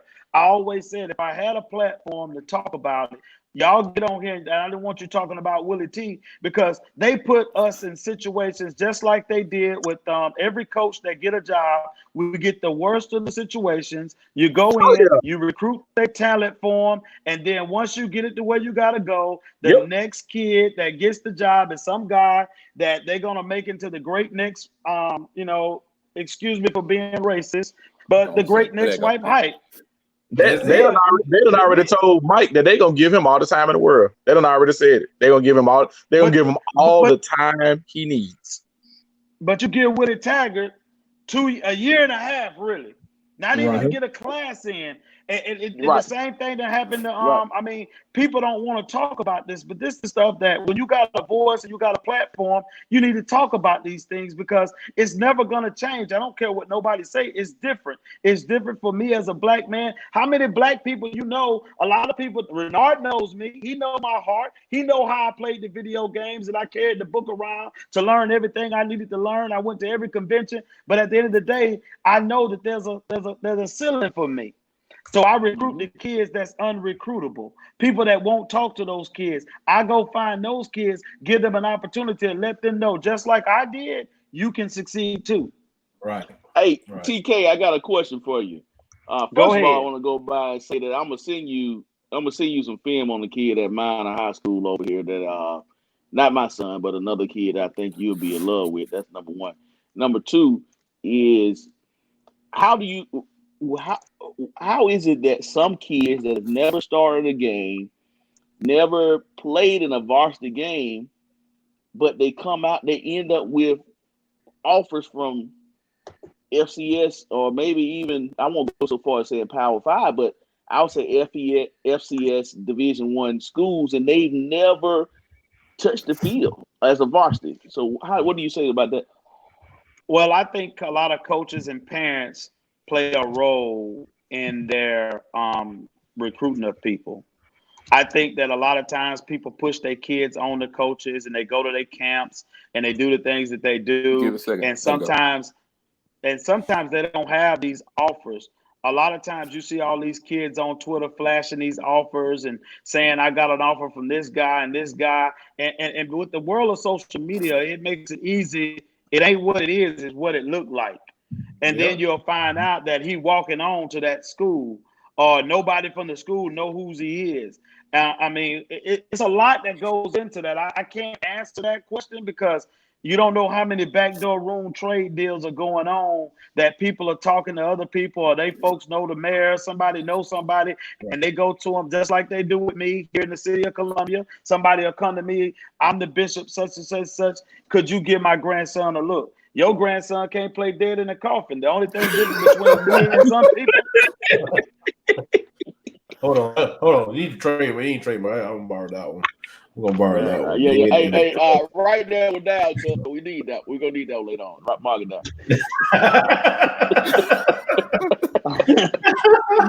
God damn. I mean, but it's the truth. You didn't see some kids. Okay, if y'all watched the national championship game, you watching it. You watched when number 19 went out for Clemson, the starting linebacker. Number 35, I think that was the number. The linebacker went out, and the second string guy came in. Oh my God, did he look like the worst football player that ever played college football in your life? Was it Venables? It was Venables' son, wasn't it? But guess whose son he is? Venables. It's probably 10 other linebackers on the team that could play, but to make sure his son gets some playing time, he puts him in at number 2. Yep. So now you tell me, you ask that question, well, it's all about who they know or what they know. Hey, and you know what? To your point, though, it's a kid that graduated from the school right around the corner from me, Jackson High School, by way of Parker High School, that committed to Clemson, that was at Clemson. And I know dang on well. I already know what you're talking about. Better job. Yeah, you're damn right. You know what I'm talking about. He could have done a better damn job than that. I'm going to tell y'all who I'm going to bring on here next. Y'all got Jay on here. I love Jay. I love his person. He just said something about the 5% of 300-plus Division I schools that have black athletic directors. But I'm going to give you another hint on that. There's a lot of black athletic directors that get jobs because they was not made from black people. They're not hiring black people. They hire white people who stab them in the back and then turn around, and now they don't have a job. Yep, so it's a lot of buddy systems that go on. True, we have to hire people we trust, but at the end of the day, it's got to be. I don't think it's no transparent, and the ones they get to speak and talk on the TV screens are the wrong people to talk. You know, most of the players, they talk about players losing money. We pay all these guys this kind of money. Well, you gave a 18-year-old kid or a 21-year-old kid with no financial planning, no nothing, $20 million. He ain't never had $10. So when he get that money, what he gonna do with it? Yeah, he gonna buy cars. He gonna blow it. So most of them don't finish college. So when they don't finish college, and all they got, the average life of a running back or an offensive lineman in the league is probably 3 to 5 years. He's 25 years old now. At 25 years old, he ain't got no money. He buys the house and pays cash for it, but what gets for him? The property taxes get him because he don't have that same $25 million coming in no more. Right. They're not educating their kids. That's one thing I can respect about Coach Saban. He politically teaches those kids how to succeed after they start making money. That's where you got to get in with coaches like that. That's probably why he's one of the greats. The worst coach I hate in America is Urban Meyer. And I'm telling it like it is. Urban Meyer, these kids have problems when he was at Oklahoma, when he was at Ohio State, when he was at Florida. Those kids all had problems. He allowed them to smoke weed, do whatever they did. And guess what? Where are them at now? Most of them don't make it. They stay in the league of 1 or 2 years because they can't handle discipline. So it all goes back to one word. The reason why they don't like Coach Saban is because you're going to do it his way or no way, and you're going to learn discipline. Or you're going to get the hell out. You're going to get the hell away from his program. You're not bigger than the program. That's why I love it. Mm-hmm. I'm sorry, I said a lot there. No. Trust me, we've been saying this for a year. I've been saying I needed to get you on because normally we don't do live. We normally do a tape podcast, but with the situations going on right now, and we found a little different platform. We just thought it better to do a live where people can vent, talk about whatever they want to talk about since there's not a lot of sports going on. But you're talking about everything that we've been talking about. Mm-hmm. Some things we've said publicly, some things we said behind the scenes after we get through recording, but it's like you're reading our minds. And I said it's better to come from you because, like I said, I know you've been in this business. I know how hard you work. I know the 17, 18-hour days that you were putting in, and that you was doing that from the first day that I met you. Like I said, this was my roommate. This was the guy that walked around, plays drawn in his playbook. And that's how me and him just started talking about football and the love for football. And then my love got even more from talking to him and being with him and then being around meeting other people. Everything you saying is true. And that's what we need. We need more transparency about that. Man, you said something about Urban. What do we call Urban on the show, Ben? You've been calling him Sleazy Herb. He been Sleazy Herb on here for 2 years. It's like, some things are just true. I mean, I heard stories from when he was coaching at Notre Dame. I mean, it's just, man, he's just a pump, man. I really just don't like him. I really don't. Well, you got inside scoop on Notre Dame too, sir. Oh yeah, yeah. I mean, he's a bad person. He's just a bad person. And people just keep giving him chance after chance just because he lies so much. He said he had a heart attack in Florida, but in the next year, he didn't want to spend time with his family. But in the next year, you jump ship and go straight to Ohio State. I mean, certain things just come out. It's like, if you're good at character, looking at people's characters, and sometimes, and if they can hide it all they want, but in the end, your true character gonna shine. Either something you're gonna go through or something that you're gonna have. It's gonna come out, and in the end, it comes out. And that's why I like dealing with coaches who or hearing from coaches where they had that type of story. Saban gets a bad rap from some people because they can't separate their hate for the school from anything else. But I've always been in love with his philosophies, the way that he talks, and the way that he does things because it's just done on a different level. And a lot of people are now just trying to catch up to what he got and how he does it. Well, they hate when you become so successful that you be most underrated and then you become the most successful coach in America. People going to hate you regardless of what you do. There's probably 1,000 people out there that don't like Teddy Keaton.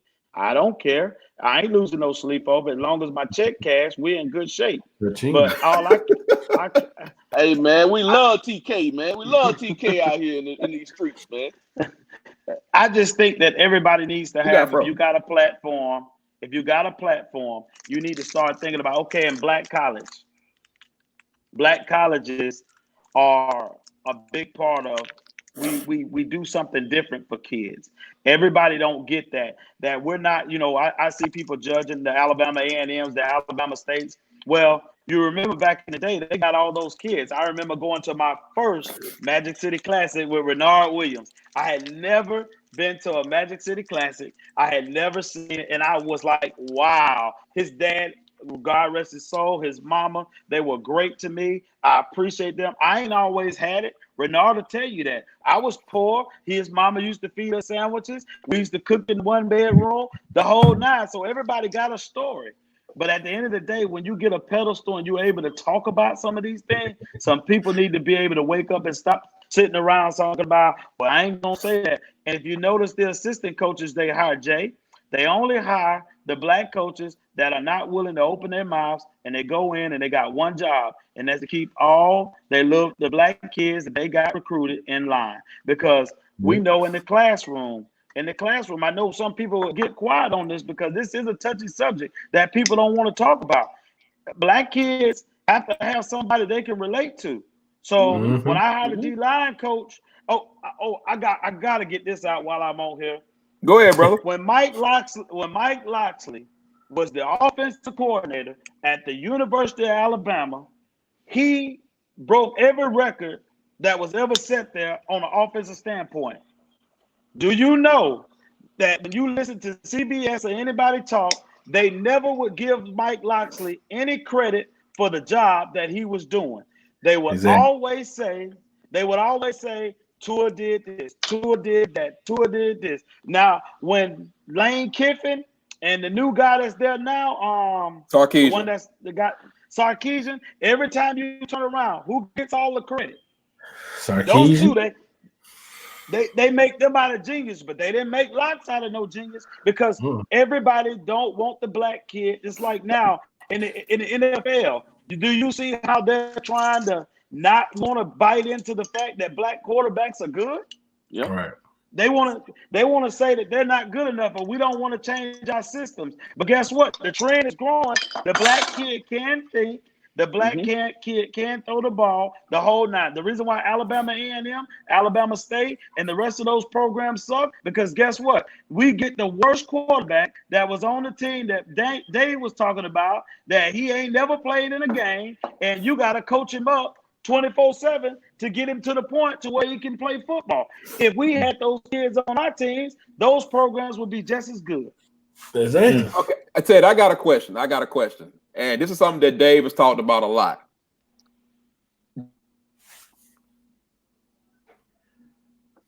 Hey, let's start to move back toward the HBCU. I lost you, Renard. Okay, hold on. Can you hear me? I lost you. I can hear you now. Okay. It's something that David talks about a lot. Do you ever see a day to where we are pushing more and more of our highly, and I'm not arguing the rankings, for kids to happen for that push to maybe happen? Is it on the university part? Is it on the people? What is it on to get our HBCUs? Of course, I'm not saying it's going to go back to the days of John Starworth or anything like that. I'm just saying the days of actually having more of those high quality athletes, not looking at HBCUs as an afterthought or as a savior, but as a legitimate option. And there's been a couple of kids who have done that, but just from your opinion. And when they did that, and when those guys went to North Carolina A&T and they chose North Carolina A&T over them, what did North Carolina A&T do? They went to the Big Sky Conference. Now that's a white conference. Now those kids now are part of that white conference. Yeah, baby. The same thing happened with Grambling, huh? Trey. Who are we talking about? Let me mute you. Go ahead, Teddy. You see how that I think to answer your question, yes, it's a big chance for us to get a lot of our kids back, but I don't think because of the money that's being made in the college football, it will be real hard because, first of all, we don't have the facilities. We don't have the stadium.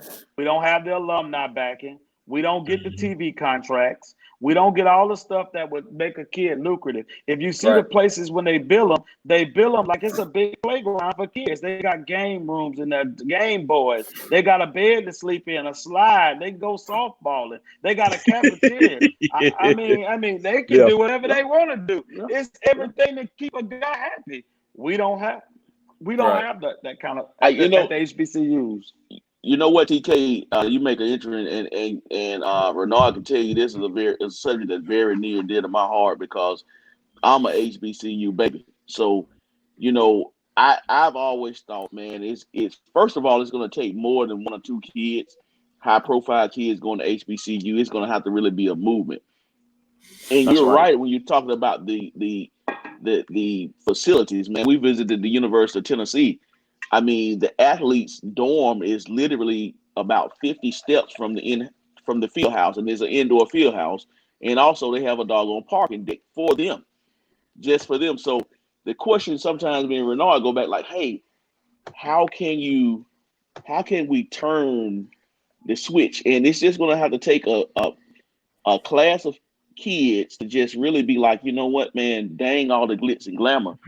I want to go where I'm appreciated, and and where I can people relate to me. One thing about when I was at A&M, my time there before I graduated was that I can go to one of my professors and they really they can really understand where I'm coming from. I went to an all black school all my life, from elementary school to Parker High School all the way up to A&M. So it's something to be said about the HBCU experience. Now, don't get me wrong, we got to clean up a lot of administrative stuff, because I have one daughter that graduated from A&M and another one that's there now. So, and I graduated, so I understand that. So I just think, man, I've just really wanted to become a day where, our kids go to those schools, and it's because I think the money will come. It's just going to come on the back end. It's not going to be that first class that goes and, we get that ESPN money. It's going to have to be something that's going to build over time. And I think it can happen, but who's going to make the sacrifice? And to your credit, Dave, let me say this here. Go back to your high schools. All the black high schools, everybody in a different place. Go to look at the black high schools. They're always the last to get upgraded. They're the last. And I think Patrick just made a great statement there. A lot of them are ran by state schools. They would rather not give them the same equal amount of money that goes into these schools that they get it. I mean, how many of us got a set of 500 private donors that's giving $2 million apiece? Right. None of us. We can't. HBCU giving's only about 2% from the Alumni Association. Most of us, where we a problem at, we got a problem as a race. We have been hoodwinked. We don't trust each other. We talk about each other, and as soon as Willie T gets the job, instead of us banding together to support Willie T, but it's hard sometimes. He sucks. But if a guy giving everything he got, whether he black, white, or indifferent, and I know it sounds like a double standard, it's a bad thing. But our black schools, we are so far behind that it's gonna be like I can see us closing the doors before we ever bridge the gap.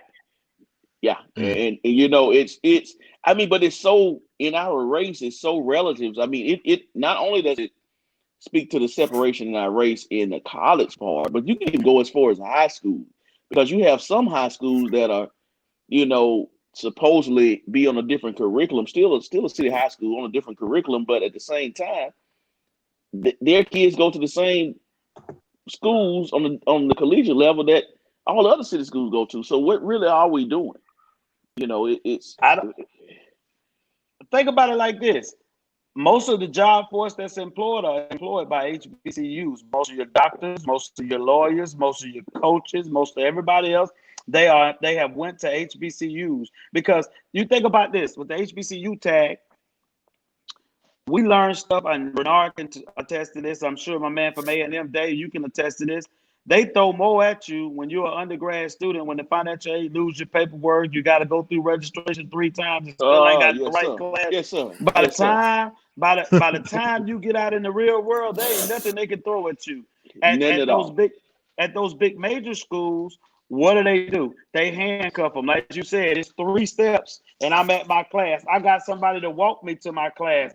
I got people to show me how to do my work. So now when they get out into the world and they can no longer run the football no more, or they can no longer shoot the basketball or play baseball, they have no what you call life skills. That's why, again, I go back to Coach Saban.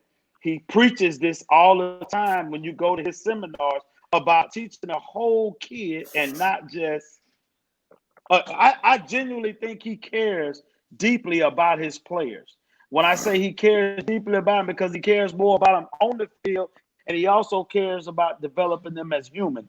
So a lot of us as coaches, I already had that philosophy, because guess what? Renard Daddy babied us. He took care of us. He made sure we had what we had to have, and he cared enough about me that he didn't even know that he was the housing guy, and he made sure I had everything I needed to have. I just wanted to get to a day, man, and the crazy part about it, KT, is that, man, I sat down the other night, my son and I, we watched the Division II national championship game. It was West Florida and somebody. And man, it is talent no matter what level of football you're talking about. And kind of but I guess what I'm confused on is that, like right now, for example, let's take my situation. We're getting more looks from schools outside of our state than our schools in our state. And I think that in the state of Alabama, your Alabama A&Ms, your Alabama States, your Miles, your Skeegees, I think it's enough talent right here that you don't have to go out of state to get no kids. But I wonder if it's a situation where they don't feel like the kids want to come to HBCUs. Well, this is what it is. I coached at Stillman, then I coached at Miles, and then I came to Allen University. All three of those schools have one thing in common when we're recruiting. We're always the last on the list for the kid to accept us. He'll look at every other college he can look at, and then he'll say, okay. I think Spencer Renard's brother just said something that was powerful, that they need to be separated across the board. We're never going to get to the point where we can compete. If you think about, everybody know I played Alabama State on TV. When Stillman, a D2 school that's no longer than about 10 years old, can go to Alabama State not once, but twice, and almost beat them on national TV. That's a Division II school versus a 1AA school. The reason why that game could be so close is simply because we're all recruiting the same kid. Your kid right now can go play at any of those schools and be very competitive, and he can go play at the D2 level and still be very competitive at the HBCU level. But if you take our same kids and we go play UAB, or Alabama State play UAB, and they did well for a couple quarters, but the depth kicks in because we're under scholarship. We don't have the same amount of scholarships. Mm-hmm.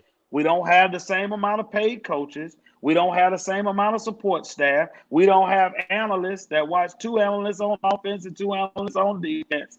I don't have nobody serving me my water. Everything we do. Matter of fact, we need to have that guy that gives Saban his water. We need him on the show next week. I gotta find out who that goddamn guy is, man. God dog, boy. Who uncle that is, man? Let's talk about the uncle. I'm just saying, we don't have the same resources that they have. So you got a head coach that may double as a coordinator, that helps watch the clothes, that meets in meetings. And that's a lot on one guy. And he recruits. So when black schools get penalized for saying they didn't come recruit my son, well, he can only recruit so many people. And when he working the way he working, he might overlook your kid, or he might just not be a fit for their program. Right. You know, it's you make great points there. I just want to see a day and time, man.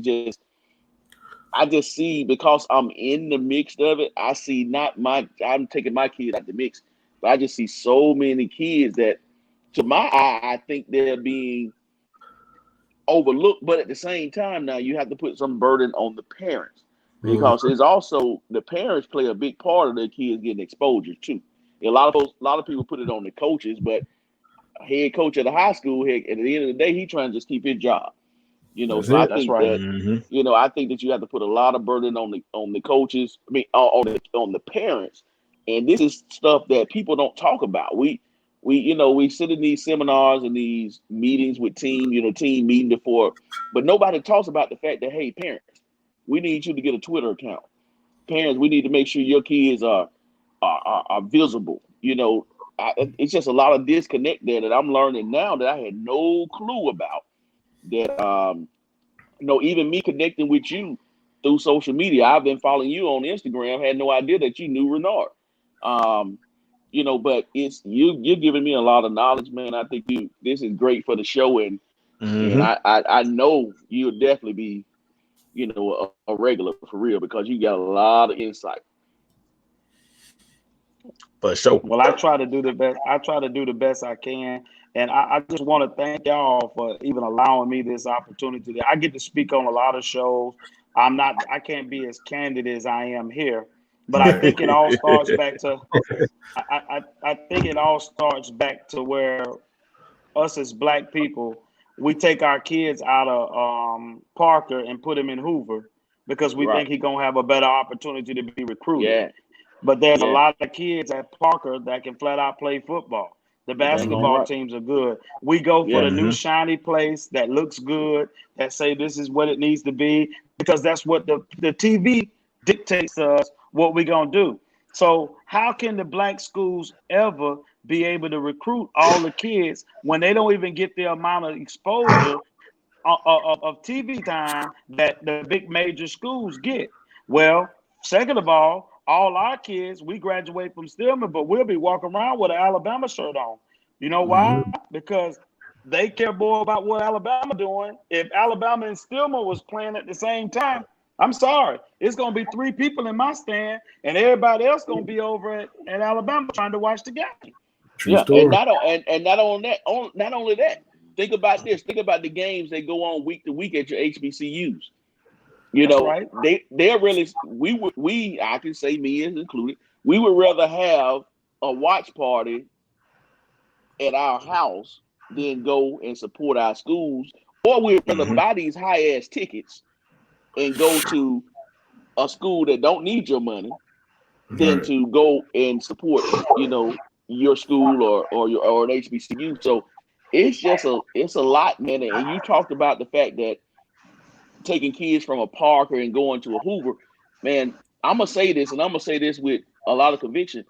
I have yet to talk to a parent that an African American parent or a black parent that is 100% happy with those over the mountain schools. I've yet to talk. But at the same time, they won't move them. They won't move them now, but they're not happy. Well, I wanted to answer that question. I think Spencer hit it on the head. We're on a different, the programs across the board are separate. I'm talking about all the way down to high school, even to your Little League parks. You'll go out and find the Hoover coach, and I'm just using him as examples, no puns intended. Spain Park, they start recruiting some of them kids when they're playing Little League football. Then they'll sneak and watch them in JV football. And next thing you know, you see your starting running back running at Chelsea. That should have been feeder to your program. And now and then he got 3 friends that's not as good as he is, but he got to have somebody to hang out with. So 3 of his friends go over to Chelsea, and they're not the same type of player that the guy that went over there. So now he don't get a chance to play, and now all his dreams to go play college football is somebody else's fault. No, son, you made bad decisions. Right. Yeah. Right. And not just a son, no parent, mom and dad. No parent. You didn't tell him no. And you didn't tell him no. Right. It just is what it is, man. I just see so many, because I just imagine a day where the kids that are zoned to the schools they're zoned to actually play schools they're zoned to. It's no reason, because I was joking the other day. I saw something on Twitter. It was talking about the high school basketball championship. They said that all the hood schools boys won the championship in Alabama. Right, and that's true. You had your Huffman, your Lee, but that's right.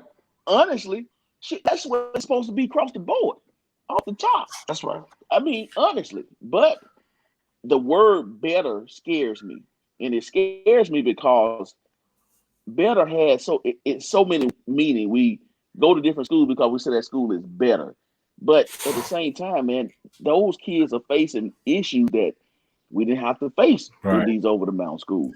I had my issues at Parker. I had my challenges. I mean, you better come with some jokes in your pocket. That's all I can tell you. You better be ready for some jokes, because they go joke on you. But man, I'm not saying nobody should downsize where they want to live, but at the same time, I'm just saying, man, we just have to know what's right for us. Yeah. But I think that's what it is. We're now making more money than we ever made, but we're putting our kids in schools that, do they really care about us? I'm not saying that they don't, and I'm not saying that they do. But a lot of times, our black schools could be really, really powerful. But okay, we got Abrams that's at Minor right now. I love Abrams to death. He was a great defensive line coach when he was at Hoover. But at the end of the day, people will sit around and they'll sit up in the stands and talk about that man to death. But you had a white guy that was coaching the team. If you had a white guy coaching that team over there, guess what they would say? Oh, that's all right. They wouldn't even approach him. They wouldn't even approach him in the same way. Nothing. And I think the world of Abrams, man. He came into that program almost 3 years, right at 3 years now. I mean, and it's totally different.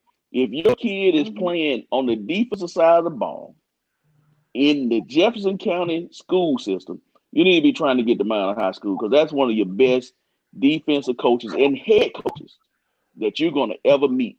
And he can relate with every kid across the board. I think Coach Nelson is doing a fabulous job. At Ramsey. But he's not going to get talked about. He's not going to get praised. We got one of the best basketball players here. This show you why I know the state of Alabama. This our kids can get overlooked. We got a girls basketball player that's from Ramsey High School. That's the starting 4 here at Allen University, and she was freshman of the year. That it's a lot of talent at our black schools, but the only people going to recruit, if he ain't a 4-star, 5-star, nobody's going to recruit him. On y'all show, y'all spend a lot of times we'll be talking about, different things with the white schools and different things of that nature there. They have enough TV shows about that. I want all y'all to start pubbing your black school and talk about the black coaches and the problems that really stand with us right now, how they're using our black kids to play college football and make millions off their backs and won't give them 2 cents off of what they're doing. And that's a segment that Renard and all of us talked about, is having a HBCU segment when we go through the rankings. I mean, there's rankings out there for our HBCUs, and that's something that we're going to start spotlighting this year too, because I mean, you take a school like your Alcorns, your Gremlins, and even go down to your Allens and your Miles. Hell, Miles just won. I think they won the SIAC 2 years in a row, 2 or 3 years in a row. And in basketball back to back, and in football back to back. Yeah, that need to be talked about. I mean, it's a platform. And guess what, Renard, I can get you anybody you want. You want any coach, you want anybody you want to talk to. Hell, I can even get you some players on here. I'm gonna get Uncle Luke to join your show. You know Uncle Luke? Come on now.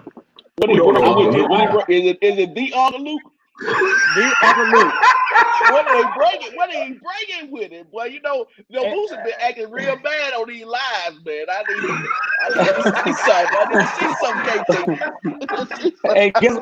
And guess what's gonna happen? Him and the Florida State guy gonna be really into it. Yeah, exactly. They're gonna be in there about ready to fight. But anybody you want, Renard, all you gotta do is let me know you gonna have the show. Give me a couple of days. If you want Miles, coach, you want anybody, I'll get you and get them on here for you. And that'll help y'all be able to talk to somebody that other than y'all talking among yourself. Them answer questions that y'all may want to know. Hey, I support what you're doing, brother. I love you like a play cousin. And I'm so proud. I saw this. I was like, wow, it really looked good here. Yeah, we had to upgrade. You got to come from the bottom. You got to come up a little bit every time. So we definitely been doing that, man. It's just it started out with me and Ben, and as for a love of football, and this has kind of grown from there.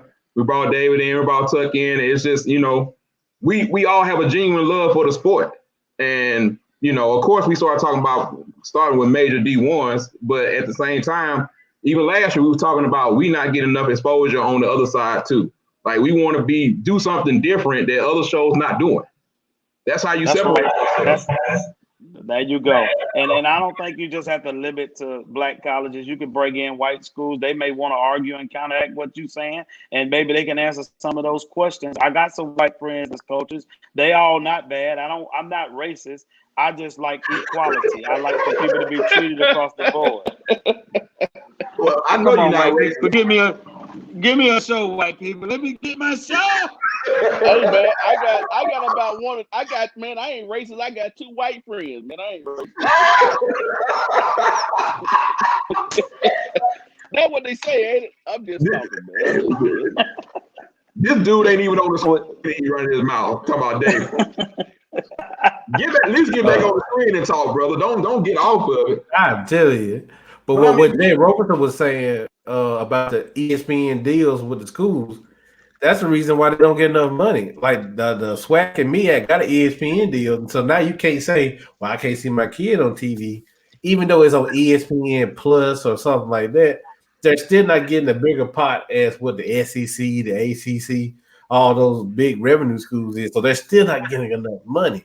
So I think if we would bring some people to the table that know how to negotiate, and just like the kid from Southern, who committed to Southern last year, he picked Southern over LSU and a couple other SEC schools. I thought that was huge. I thought that was real big because I didn't think you'll never see him pick Southern. So, I mean, somebody has to start it. Somebody has to start the trend of going to a SWAC school or a MEAC school. And once that big premier player picks that SWAC or MEAC school, you never know what might happen. Well, the other thing that will happen is this, and I think the point that Teddy is getting to is that your Alabama, your Auburn, your Florida State, your whoever, your Clemsons, they're going to get theirs. This is not trying to replace them, but the point I'm trying to make is that I think what we have forgotten, and me and David have had this conversation, we were proud to go to Alabama A&M. Right. We were proud to go to Alabama State. We were proud to go to a Stillman. We were proud to go to a Clark, a FAMU, or Howard, or whatever school you want to go to. Now, there's not the pride. It's like, well, I didn't get in my first or second school, so I'm going to go. I guess I'll just go on down here to FAMU. Like, that's not. And that's why when my parents were alive, their generation, and maybe a little bit after that, there was always pride. That's why when you go to a classic, you see all these older people, that's up there, and they got as much pride as anybody else. That's what happens. Like, the pride is where we're having an issue at, honestly. You know what I'm saying? Like, we don't really take pride in that aspect anymore. We can talk about D1 football all day long. We just cannot forget what's on the other side. And really, it has a whole backdrop to what's going on in society now. It's just the fact of we cannot forget our foot soldiers. We cannot forget everything that we can't just honor in February and then to hell with everything else the rest of the year. And that's a whole nother issue. But I think all of it is very encompassing to the fact of, like, we just can't forget where we come from, and the fact that you can make it at these places and you can get you a great education and you can continue to move forward because it's still there. I'm your kid if you can get it, but don't act like when you're stepping down here, just stepping in something bad. And maybe that's where we need to get to.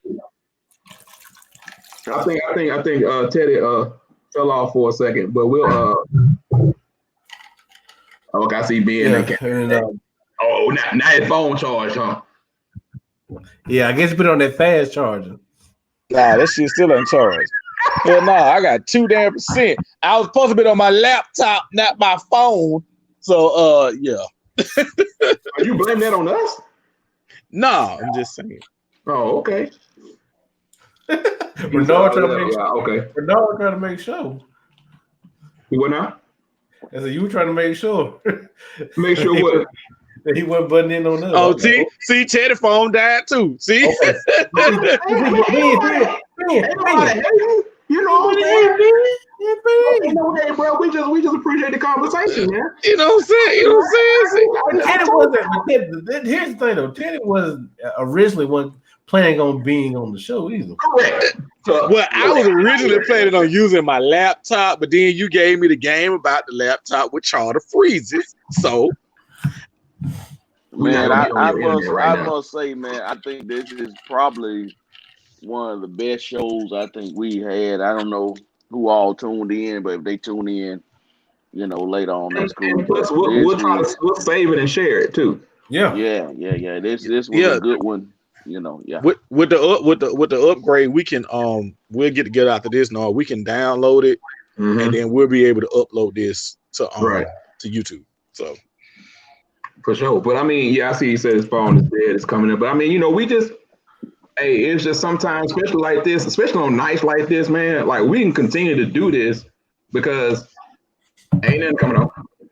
Ain't got nobody to watch. So I think we probably need to get Jay in here too, man. Yeah. Jay would be good to have too, because he can speak on a lot of the HBCU stuff, and there's just a lot of other things he can speak on too, And since we in quarantine and we got our platform, we can keep it rolling. Yeah, we can add something. We can figure out a time this week and keep going. And Jay, if you're still watching, man, if you're gonna be on the show, you gotta be smoking a cigar with. You gotta smoke a stogie with you too, man. I don't know if you're still on here or not, but you gotta smoke. You always trying to get a bulldog in trouble, ain't you? Yeah, man. That's what we do, man. We get in trouble. Wait a minute, what happened to Ben this time? His phone finally went dead, probably. Where he went this time? His phone probably went dead. He said it was still on 2%. I thought Samsung was supposed to have this fast charging. Hey man, I thought he charged your phone up. Oh yeah, okay. Jay was talking. Jay said, John Garcia Jr. We were talking recruiting and rankings earlier. I heard. I have heard that name before too. So, and Teddy was saying, Garcia is with Garcia, I think is with two. Is he with? No, is he with 247 or either he's with XOS recruit. I'll find it out. Okay. I go on my Twitter. I'm following him. It's just amazing, man.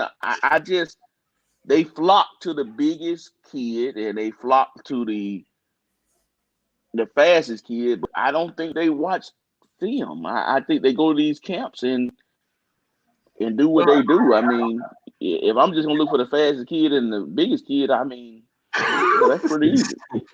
But I mean, I think it's a combination of things at different times. And I think a lot of what happens is the Power 5 base. I mean, I'm just going to use Auburn as an example. I mean, I've been following this recruiting thing, Power 5, for over 20 plus years. Hard, like just following it hard like a fanatic. And the big thing is like, all you get is those people, especially those people that's paying money every month. They come to you like, what about, I'm just going to use a name. What about Chris Thomas? Chris Thomas is doing this. You know what I'm saying? You ain't update his record. You had him as a 3-star/4-star. Now look what he's doing. Now look at him. I need you to update him. Why is he still ranked number 245? He should at least be 150. And it's like you get bombarded with that and bombarded with your initial rankings, and you don't have the way to go about and actually pull out these kids. That's a late bloomer. You know what I'm saying? Like using an Auburn example, like what if DJ Williams don't send out his huddle film last year? Yeah. I've seen some high. I just say one. I won't call the kid's name because that's not what I'm about. But I've seen a kid that has all the offers in the world, and bro, you turn on his huddle film and it is trash. I don't see nothing. But what people have to realize, and I'm still digesting it myself, an offer is just what it says, an offer. It doesn't necessarily mean, because there's a difference between an offer and a committable offer. Amen. I'm still digesting that, because I can offer you, but you may not be on the top of my board. So if somebody in front of you that's on top of my board commits, then your offer is no good. And I think that's something, a perfect thing we probably could segue in on next time we go live, is just kind of educating people on recruitment, because it is, unless you're going through it or follow it closely, you really don't have a clue what's going on out here. And I think, hold on. People want to hear that from you, Dave. They definitely want to hear that experience. Hey, Dave, Teddy asked, how big was he, height, weight, Dave? I don't know who you talking about. Who? Tell the kid I was talking about, probably? I think so. There go John Garcia. There go John Garcia right there. He said that's the whole game, fellas, and it's not going the other way anytime soon, unfortunately. Which unfortunately we know. But Mr. Garcia, you got something you like to say? Can we get John Garcia in here? I really like to talk to that gentleman. Look at that. No, because I want insight. Okay. I want insight, because I just feel like I have Mr. Garcia, I'm about to send you an inbox with a link. I just feel like I just see and I know it's so many kids with the aspirations of playing on the next level, and I just feel like I see so many kids get looked over, because AL.com did a what did they do, Renard? They did a all-decade team. Mm-hmm. And Roydell Williams was not on there. How can you have an all-decade team in the county and you don't have Roydell Williams? How's that possible? How's it possible? But you have a kid on there that hadn't even finished high school. Come on, man. It's just, See if I can get him in here. 1 second. Invite. There we go. That's what I was looking for. I need that.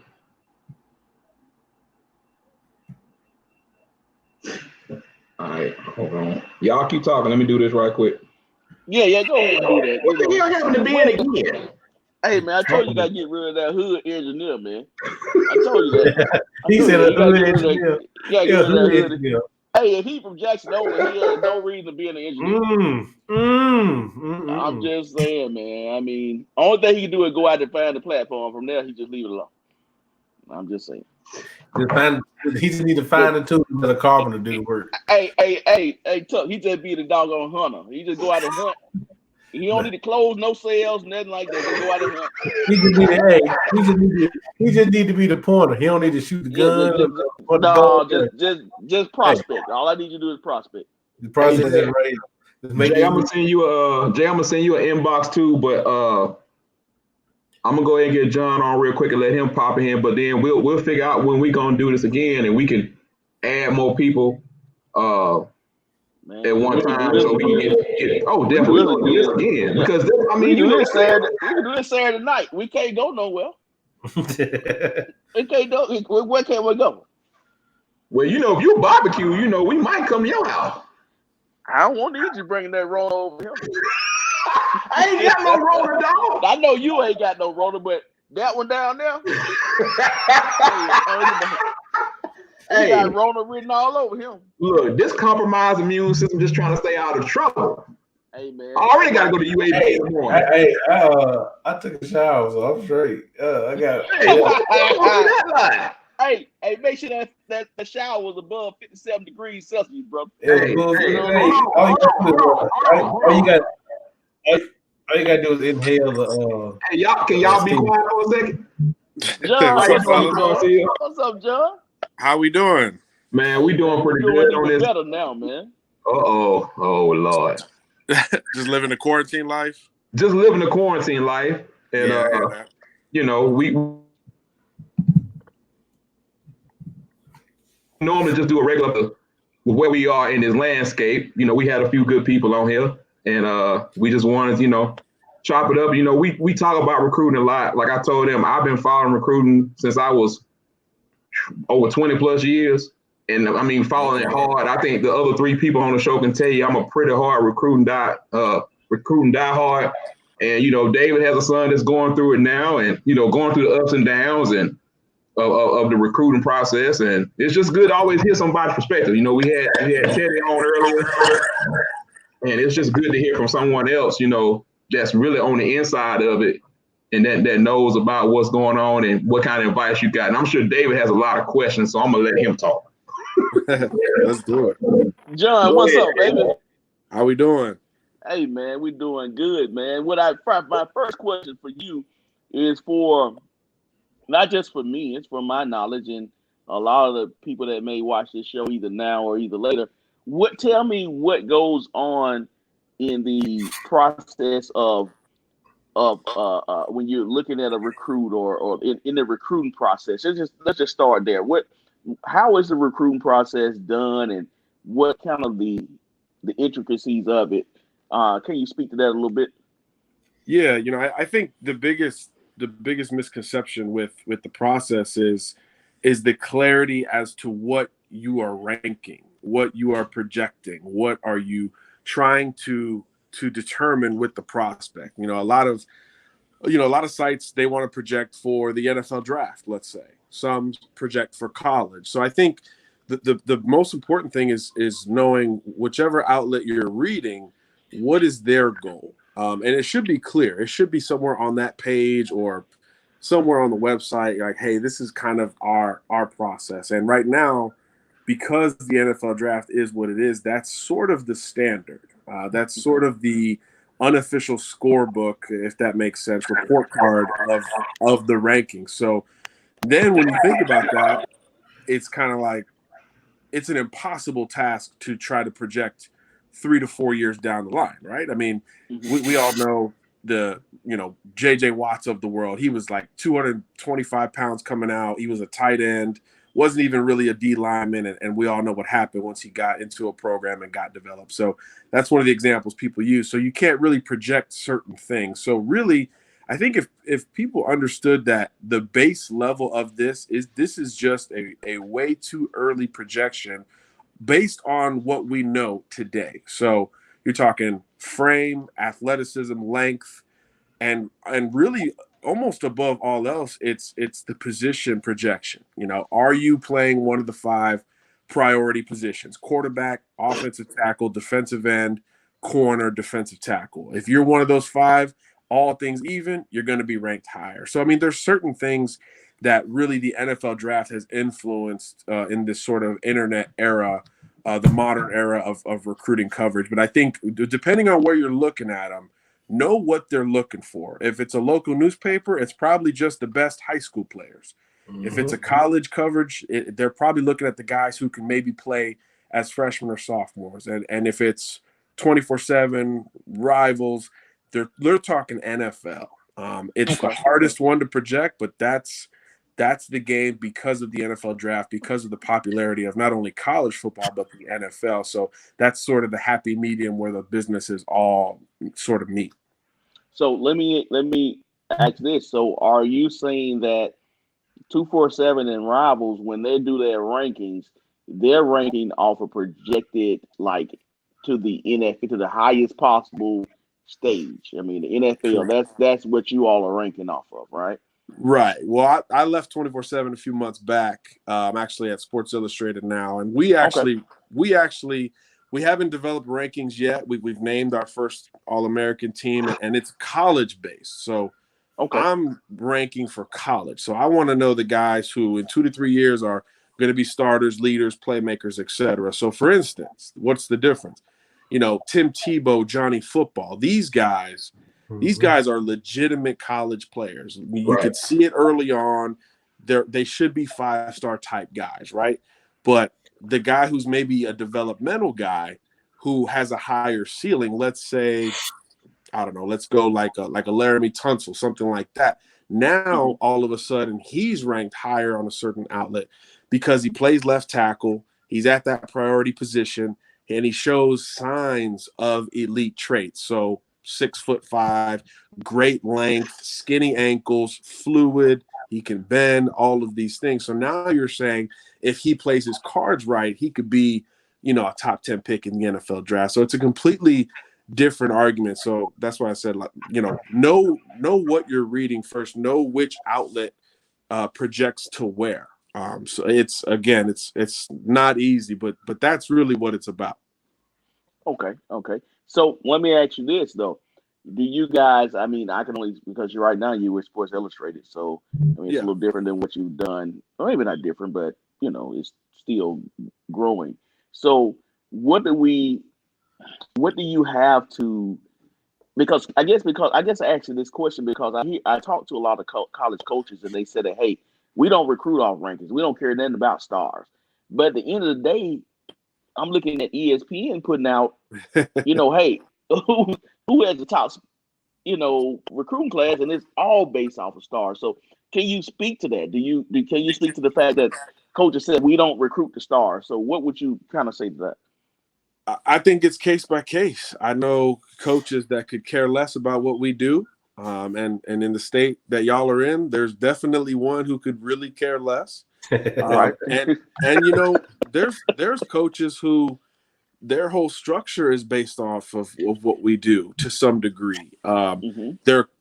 Nowadays there are coaching contracts that have stipulations towards bonuses you get, XYZ 5 stars. So I mean, it's truly subjective, and really the basic way to think about it from, hey, does a college care about my ranking perspective, is typically it kind of makes sense. The younger coaching staffs kind of came up in that era, as to where the older coaching staffs came up in the old school era.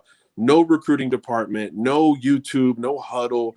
It's game evaluation, in-person evaluation above all else, and all that other stuff really doesn't matter as much. Conversely, the younger coaches, typically, now you have all the data points. You're talking multiple sports, camps, 7-on-7s, in addition to that Friday night tape, which is still the most important thing by far.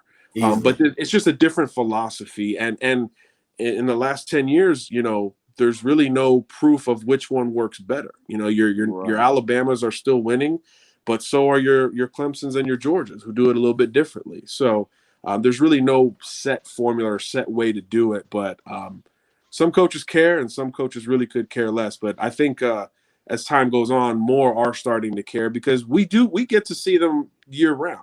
So there is a certain advantage and happy medium that we can sort of help them get to indirectly. Gotcha. So, I for example, I just kind of bring it home for you because, heck, I'm in the middle of the whole recruiting thing anyway. So, for instance, what do we, because kids now are so social media driven. And so, they might see this kid get an offer here and this kid get an offer there. And heck, this kid, he hadn't even started playing varsity football, but he got Power 5 offers. So, can you, because he's getting younger and younger, as I'm preaching to the choir right now.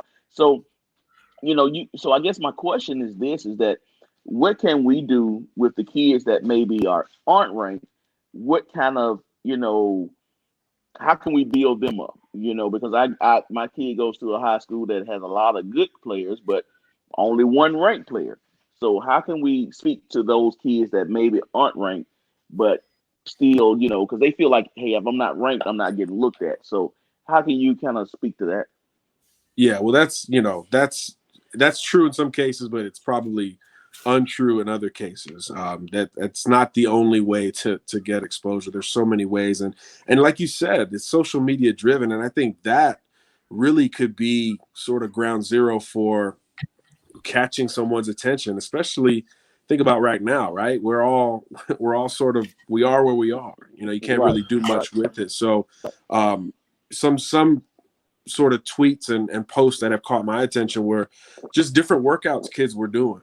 I seen these 2 old linemen in Texas, their brothers are like pulling a truck.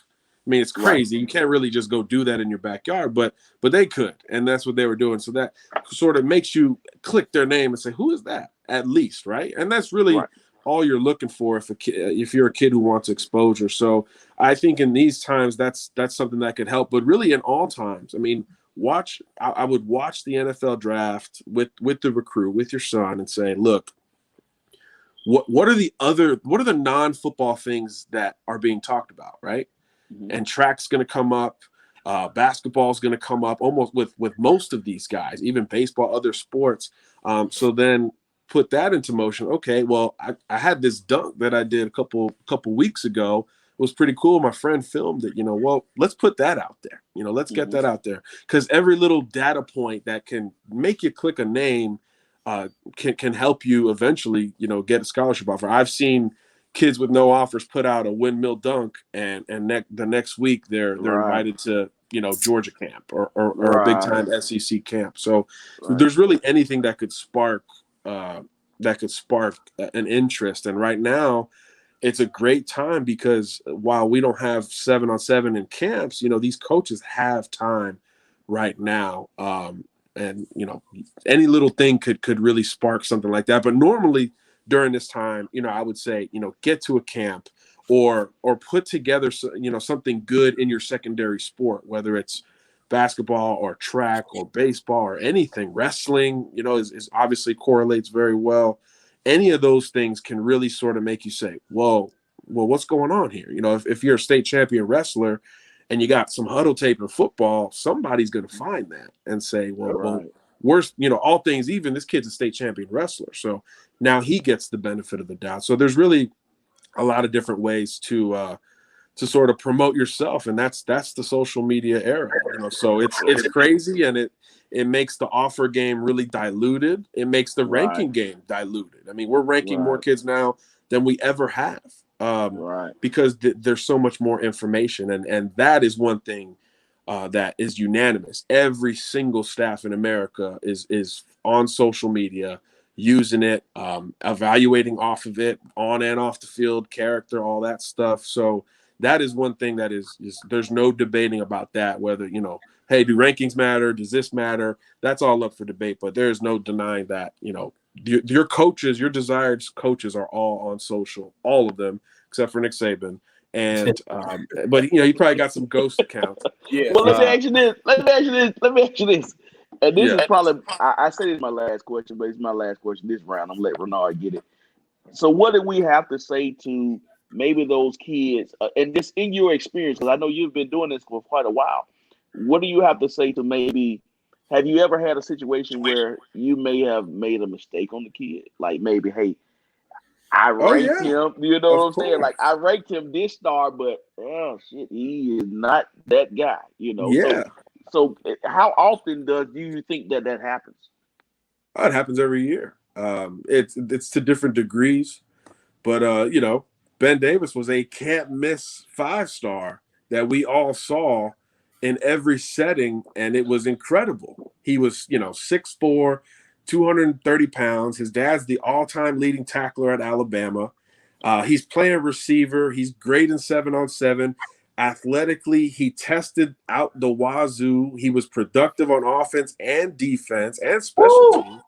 He had really everything you could look for, and it wasn't just us who missed on it, right? Alabama, USC, Auburn, Notre Dame, Michigan, Georgia. The misses are we get to sort of eat it when it happens, and I'll tell you, hey, I had Ben Davis as way better than Mac Wilson at 17 years old. But the coaches and the colleges, they miss just as big. And that's definitely, for me, being in Alabama as long as I was, and that state sort of being my ground zero, that was definitely my biggest. I stood on the table for a guy who hadn't quite panned out. And again, it's just like anything else. You can have all of the physical tools, but what happens when the lights are truly bright and 100 guys who are just as good as you are watching you mess up in that film room, in that meeting room, getting cursed at. I'm not saying that's Ben, but I'm just saying you can't project everything. There's really no substitute for getting hit in the mouth, right? What happens after that reveals who you are, and for some of these kids, and look, we're partially to blame. The college coaches are partially to blame. Social media is partially to blame.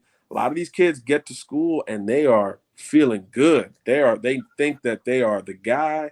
It's going to be smooth sailing all the way through, and it's really not. You hit the reset button once you enroll in college, and for some guys, it's sort of too much. Renard, I'll give it to you now since I've asked my. I'm sure I have some more in a minute. You already asked all the questions. We ain't talking to you. You sit your ass. Well, first of all, John, I want to appreciate you for stopping by our live. Because we this is 24/7 with us as far as talking football, talking recruiting, and I hate, and these guys will tell you, I hate coming at stuff from a fan perspective. They talk about me because I like to get deep in it. I like to know what makes that tick, and especially when you talk about recruiting, like you said, the physical part. It's like the mental part. You cannot say what a guy's how is he gonna break? How is he gonna handle getting up at 4:35 a.m., going to workouts, going to class, going to practice, and going to study sessions, and then having to be able to do the different things that he needs to do on a daily basis. Some people can't handle that. So I mean, that's what I've seen. Let me mute this dude while he over here talking to his son. So it's like that's the type of stuff that I don't think people really get. It's like it's just not about, oh man, he's 6'3", 230 pounds, and he can fly, but it's like, but can he handle the mental part of the game? Can he get the playbook? Can he do the mental things that really I think that don't get talked about enough? And that was Teddy was talking about earlier. It's just like they don't really get that part of it. And hearing it from him as a coach, and then from hearing it from you, it's kind of like that's the part that people don't really get. So, but I think in our state, in Alabama, it became very diluted because of the fact of, Saban came in and Saban got all these guys, he got all these 5 stars, and look what they do. They don't understand that the recruiting part is just really about 25% of the process. Right. Just because they're rated this high, they still have to be developed. They still have to have the mental strength. They still have to go through what a quote unquote, to use the word, the process to understand what it takes to get to be the next level. And I think that's the part that everybody misses out on, is that it is a process, and he has a plan of how he's going to do it, which makes him successful in it. He's had misses, like you said. We just talked about Ben Davis, but you don't know how people are going to take certain things when it comes to the mental part of it. It might be a background thing. It might be a childhood thing. So it's like I'm always more interested in any part of that, especially when it comes to recruiting. But it's great to hear from someone who's in that business, because you don't get to ask those questions to the other guys that you see on TV. You don't get to talk to the people from ESPN, the 24/7s, the rivals. You know, they have their rankings and they kind of justify what they're talking about, but they don't really get a chance to do it. So if you had any advice for guys like us, I mean, we don't consider ourselves experts, but we just have a love of football, college football, especially 24 hours a day, 7 days a week. It's just that, I think I wanted to say thank you for coming on here and clarifying some things, because a lot of times people think we're just blowing smoke, and we'd be like, well, you don't really understand the mental part of it. Well, the mental shouldn't be a part of it. The mental is a huge part of it. Yeah. As long as it is with the physical and the development part of it and the coaching part of it, and actually where they go and who they deal with. Fans of schools don't want to hear that. They don't want to hear that if they go to a South Carolina, they might develop, then they're different and going to a different school. They don't want to hear that because that's the fandom talking, and not necessarily the reality of the situation. But no, and that's a great point. The mental aspect of all this, when you think about these are kids, right? These are kids. I'm we forget that. Yeah, I'm Cuban and Dominican, so my family's from the Caribbean. And when I'm talking to somebody in Spanish and they don't watch football or anything like that, and they ask me what I do, and I break it down for them, they're like, "What?" They're like, "You follow high school athletes and talk about how good they are when they go to the next level and to college, and they're 18 or 19." I'm like, "Yeah, it kind of sounds crazy, but yeah, that's what I do." So yeah, there's when you break it down to somebody who isn't like us, they're not fanatics like us, like they don't live and breathe football for 25, 30 years, whatever it is.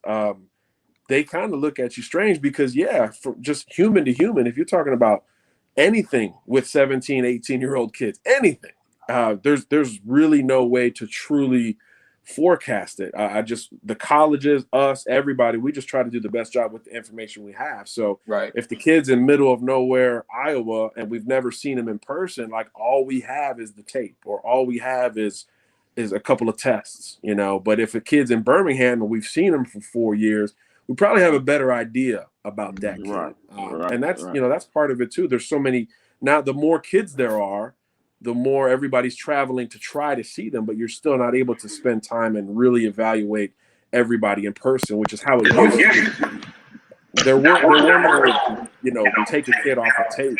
You went and saw him, and you went and got him. So I think the technology has hurt in some of those aspects, at least with the consistency of knowing what you're getting with the high school recruit, because everybody recruits nationally. Everybody uses social media and technology. So how well do you really know these kids at the end of the day? I think that's suffered a little bit with all the access to millions of players across the country, and they're really across the world.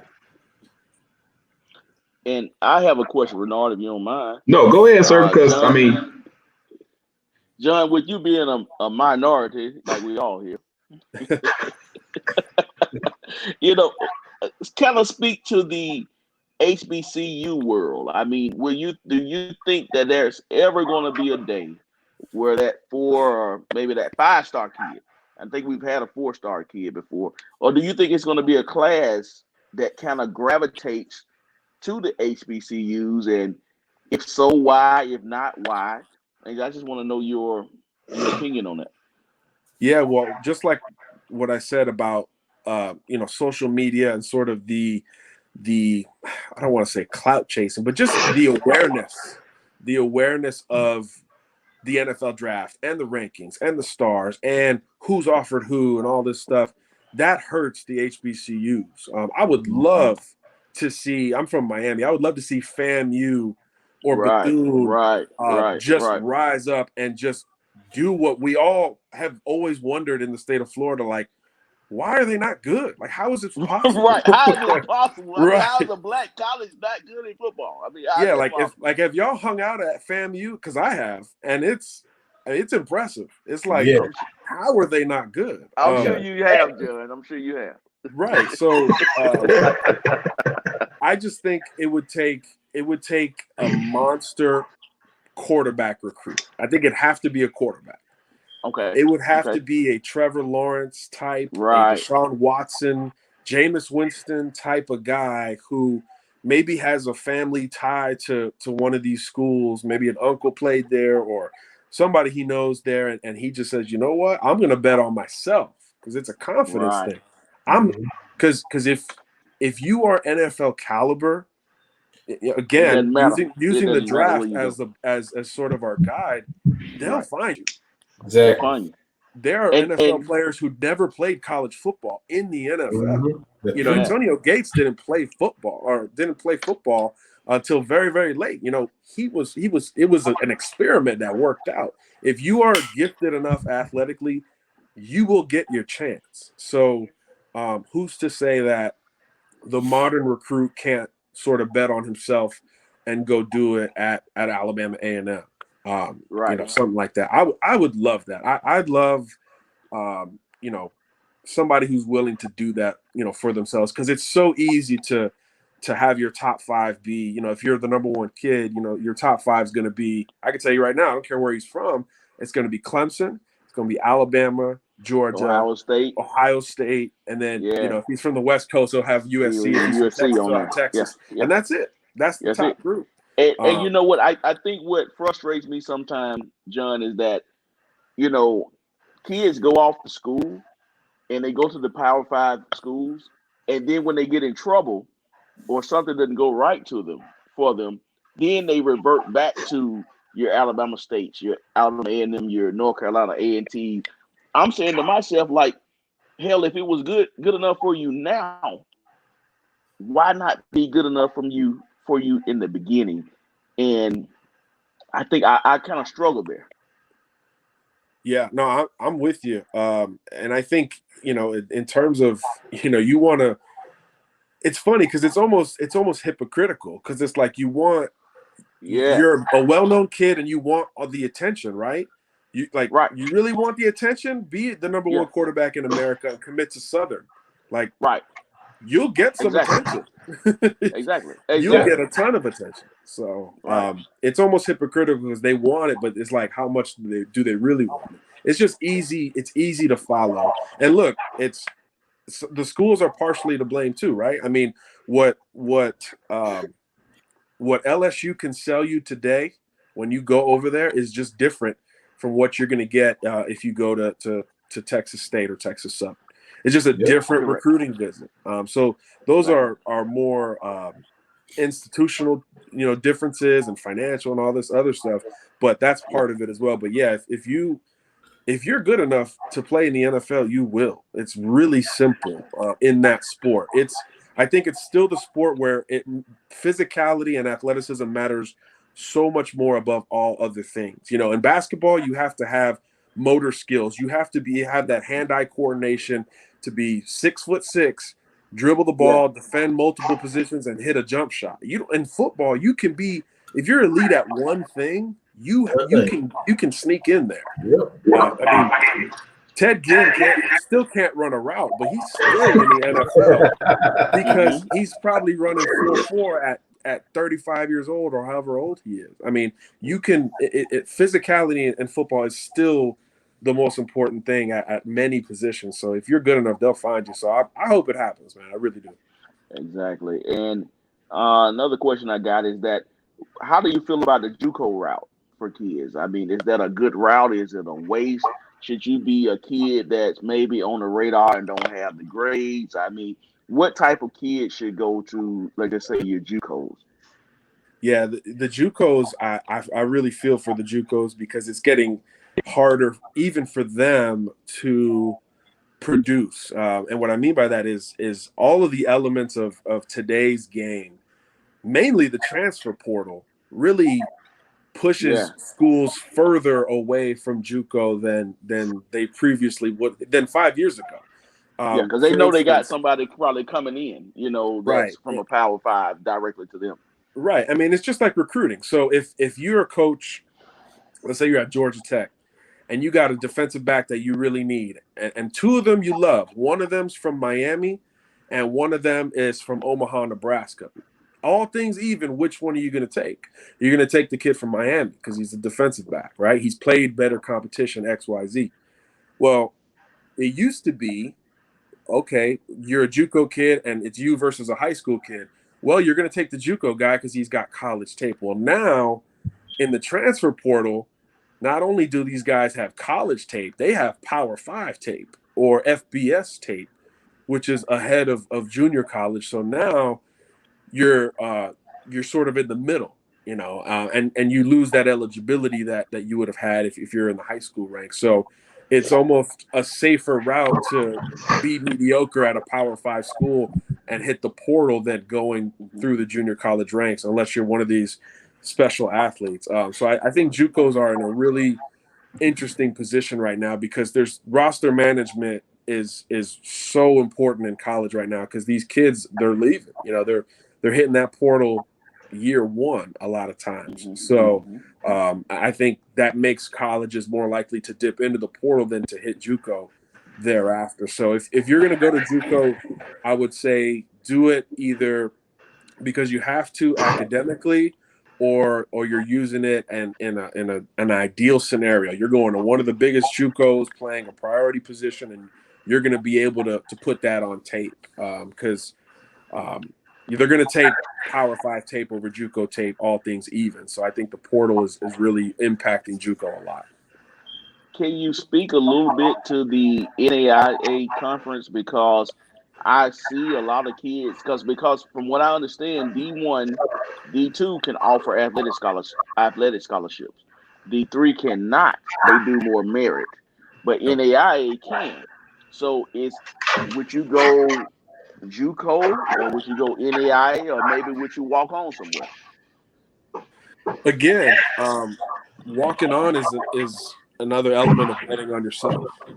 That's, I think in recruiting, as a recruit, like self-awareness is really important. I talk to every kid, when I first meet them, if they're young, hey, what's your dream school? They always say, Alabama, LSU, Florida. It's always a huge school, but obviously everybody can't play there. So no sort of where you can potentially fit. Your dream school could be Florida, but if you're not that material, don't go to the Florida camp. You're hurting yourself. That time could have been spent at the Georgia State camp or the UAB camp. That would have been more in your alley. So I would say have self-awareness there. But if you are willing to bet on yourself, then again, if you're an NFL guy, they'll find you. NAIA, JUCO, D3, other sports. I mean, they'll come find you. But NAIA is a completely, it's just a different scenario, different resources. It's a whole different, it's not even a division. It's a whole different league, Yeah. I know some guys who played out there and they loved me a couple years ago. Yeah, I learned about them. A good friend of mine, his son played NAIA, and that's NAIA, and that was the first time I ever heard of it. I didn't know it existed. And they actually give scholarships, to play there. Yeah, he got schools like Faulkner. I think if Faulkner's to NAIA, okay. Yep. Because they can get more. don't think it depends on what NAIA school you go to. You know, Fulton is a Christian university. They're gonna have a curfew. There's gonna be a whole bunch of other stuff that you can't do. Hey man, that sounds like your type of school, Tuck. That's your type of what school. now? I mean, yeah, you go ahead and go to Huntington and Fulton, and you go right ahead and be on about your merry way. But Yeah, I think when they hit that curfew, them kids gonna be like, "Nah, I'm good on that." But yeah, I think this is a good, healthy conversation because David took all my questions. So I'll just pretty much. Yeah, y'all talking to John like we got him on payroll. It was just a blessing to get him on here. Y'all ready? I mean, look, hold on. Don't make me mute everybody. Look, I mean, I just appreciate the man coming on here. Y'all talking to him like y'all got like he was. David asked 20 questions. I'm not talking about you, Tuck.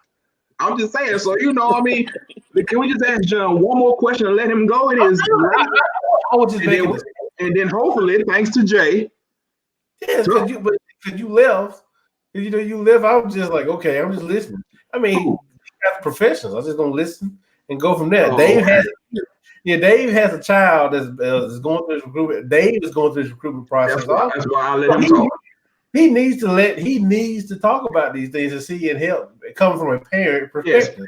Yes. And also that way he can minimize the questions that I get from him 24/7. And you know what? My reasoning for all of the questions I have is not necessarily for my kid. It's the kids that's coming behind them. Because you will be surprised the amount of uninformed adults that you have. They don't know. A lot of them, whether they're single parent, 2-parent household, they don't know about this. Even if their parent played NCAA football, they don't know about today's recruiting. So it's a whole new world. So I'm trying to just gather as much information I can, man, and just kind of be able to speak to it. And when I speak to something, I want to be able to know what I'm talking about. So, John, I appreciate you coming on. We appreciate coming, but I do want to talk to John and get him to. Hopefully, we come back and we can maybe set up something. It ain't got to be as soon as this week, but we'll set up another show. We get Jay, we'll get Teddy, and we'll get John back on here. And then whoever else we can get to make it. And then we'll publicize a little bit more, and we just kind of take it from that way, because I just don't want to take up too much of time. He can be like, man, I ain't never going on that show. They had too many damn questions and they ain't paying me no money. No, right? It's important. It's important. Your social media stuff right quick. Say what? He dropped your social media, Twitter and all that stuff. Yeah, it's just at John Garcia _JR. Okay. Pretty much everywhere. Yeah. Yeah. I mean, that's really advice wise. If you're a kid, get a Twitter and make it look good. Have your name as the bio. Have your huddle link in the bio. Yes.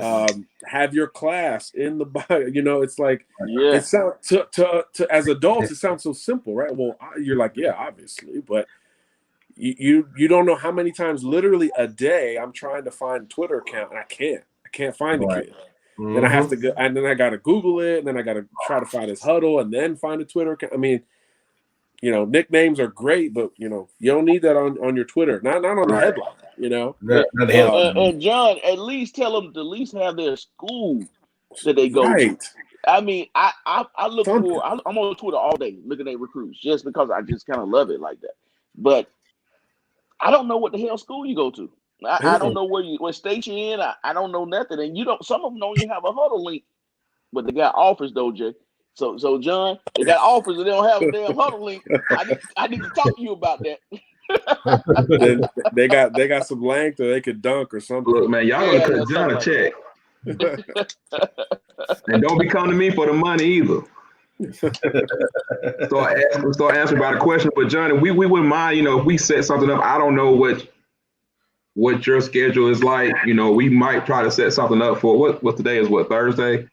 Yeah. Maybe something early next week or something like that, where we could, not so much, because a lot of our audience is not on that we would normally have on.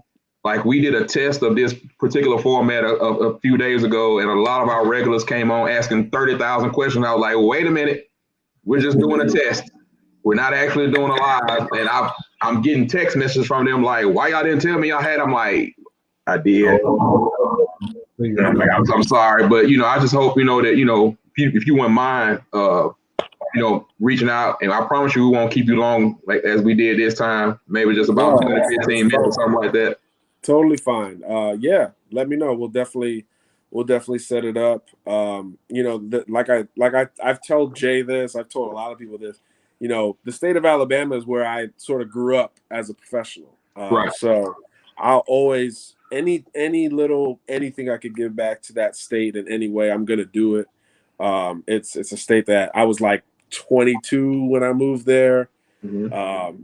I didn't know how to pronounce half these, cities' names or anything like that. Don't feel bad. We still don't. Matter of fact, Tuck is from one of those cities that you couldn't pronounce. Hey, You can tell that by just look at him. First of all, you can say Rockford, Alabama. That's not hard to say. Now, Leader-Hatchie, that's what exactly. That's what you got a hard time to pronounce. Yeah, well, I just remember going. I was driving past Auburn, and by Lafayette, and I was just like, Lafayette, and they're like, no, Lafayette. Lafayette. Okay. They'll tell you Lafayette quickly. Lafayette. Yeah, like yes, immediate correction. Yep. Hey, it's just crazy. Yeah. So no, whenever you guys want, definitely let me know. I'm here. And keep doing what you're doing. I think we need more of this. Alabama, people don't realize Alabama per capita is one of the most talented NFL states in America. And now, because of Atlanta, Birmingham's booming, Mobile's always been so talented. Now, Alabama's signing like 100 D1 kids a year. I mean, that's huge. That is huge. I mean, there's only like 6 or 7 states above 100 a year. So it's really, the college passion there, all of that is there. But like you said, Dave, the information isn't necessarily there. And we need people on the ground there like you guys to bring that stuff to light, because for some reason, Alabama is just a little behind with that sort of understood culture of recruiting. The football culture is the best there is, but the recruiting culture is still like a step behind Georgia and Florida and even like North Carolina and the DMV. They understand it more widespread there than in Alabama for some reason. So yeah, definitely keep doing what you're doing. We appreciate it very much. And anytime you need me, I'm here. Well, John, I really appreciate it. But I want you, while I have you here, for this person over here in the corner that feels like there are no good players up north or above the Mason-Dixon line. Yeah, the one that Dave was pointing to. Can you please break that rumor, that theory from him, please? Oh, man. Gosh. I mean, when's the draft? In about 4 weeks? Right. Go ahead and watch the draft, because you're going to see a lot of Northeast guys getting picked. Seattle, Washington's produced a lot of good players. The state of Ohio's, right there with Alabama in terms of volume. You talk about front seven guys, trench guys. Hey, I'm just waiting. Yeah, this is the thing, though. I didn't say nothing about Ohio. I didn't say nothing about the West Coast. I said one particular region, and they just jumped down my throat. Hey, Dave, did he not say something about up north too? Oh no! Yeah, I mean, when he said above the Mason-Dixon line, and then when somebody said Saquon Barkley, that's the Midwest. That's not the North. That's all. Yeah, I was gonna say DC has got some great talent. Jersey too, man. Jersey's coming up. Philly. Watch the draft. There'll be a lot of guys. DeAndre Swift's Philly guy. They'll have a lot of guys going pretty early. But yeah, obviously there's nothing like down south. We all know that. But right. And John, we need a heavier presence, man, from the media down here in the Jefferson County area. I agree. It's crazy. It's crazy. It is crazy athletes down here, man. I mean, whatever level you're looking for, NAIA, all the way up to FBS, it is you can fill a squad. But for some reason we just don't get that look. And man, I just appreciate you coming on and just hanging out with us tonight. Yeah, no, you're absolutely right. I've told dozens of college coaches. Everybody can't go to Alabama and Auburn. No. And people, because they think Alabama's sort of a limited state. So, Alabama Auburn's going to get all top guys, so there's not going to be anybody left. And it's like it's such a bad perception. You're absolutely right. And the top guys that they're talking about, it's some that's not ranked as a top guy that can be that guy in give them about 2 years, because hell, you're probably going to redshirt them anyway when they get there. Give them about 2 to 3 years, and that'll be that guy. That'll be the leader of your team, man. And I just see it, not as just at Minor High School, man. I see it at Pinson. I see it at, you just name one. Just pick one, and I see it all day, every day. Yeah, hey, I remember Quentin Williams in high school. We liked him. Yeah. We weren't projecting him to be the number 3 pick. No. I tell you that. Right. He was, right. He was like 255. He was good. He was good, but he, like you said, he went up, he bought in, he redshirted, and he came out that redshirt freshman year like, who is that? It's some dogs down here. Man. Yeah. Honestly.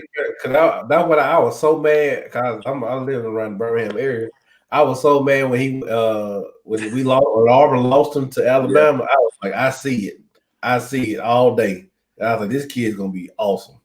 You ain't seen nothing tuck you from cool. I can't see that. Y'all two stop. You saw your bottle. That's what you saw. They like 10 bill. I'm so glad we're quarantined. You're not on the road right now, because you will be in trouble.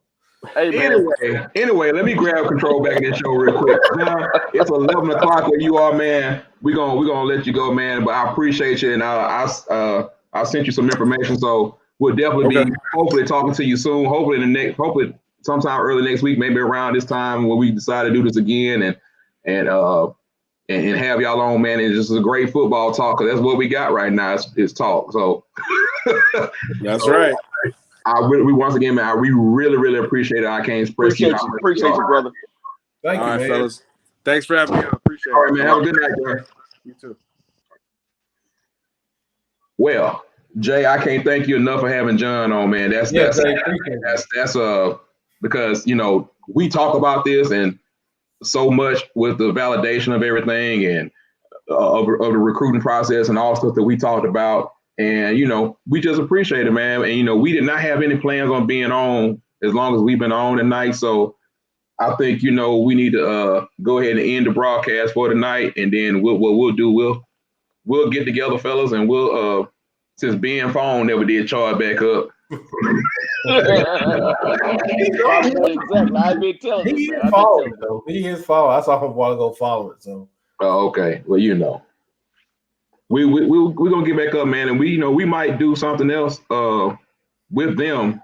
I'm gonna reach out to Jay and John and Teddy, man, and see if there's anything. Maybe if I don't want to bother John again this weekend, but we'll see. We know. Damn, we know you do, because we quarantined. They didn't get that question away from. Hey, but bottom line is we ain't paying him. Don't worry about it. He ain't getting paid. This is the day's segment. I just gonna let it. He gonna let him go? He gonna leave him alone? Like, you don't know?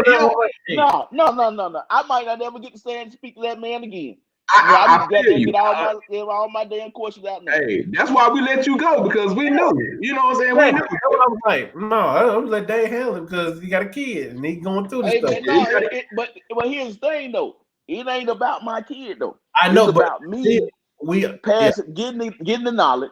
Yeah. Because like he said, Alabama has so much talent, but at the same time, we are the least educated. Yes. So getting all the knowledge I can.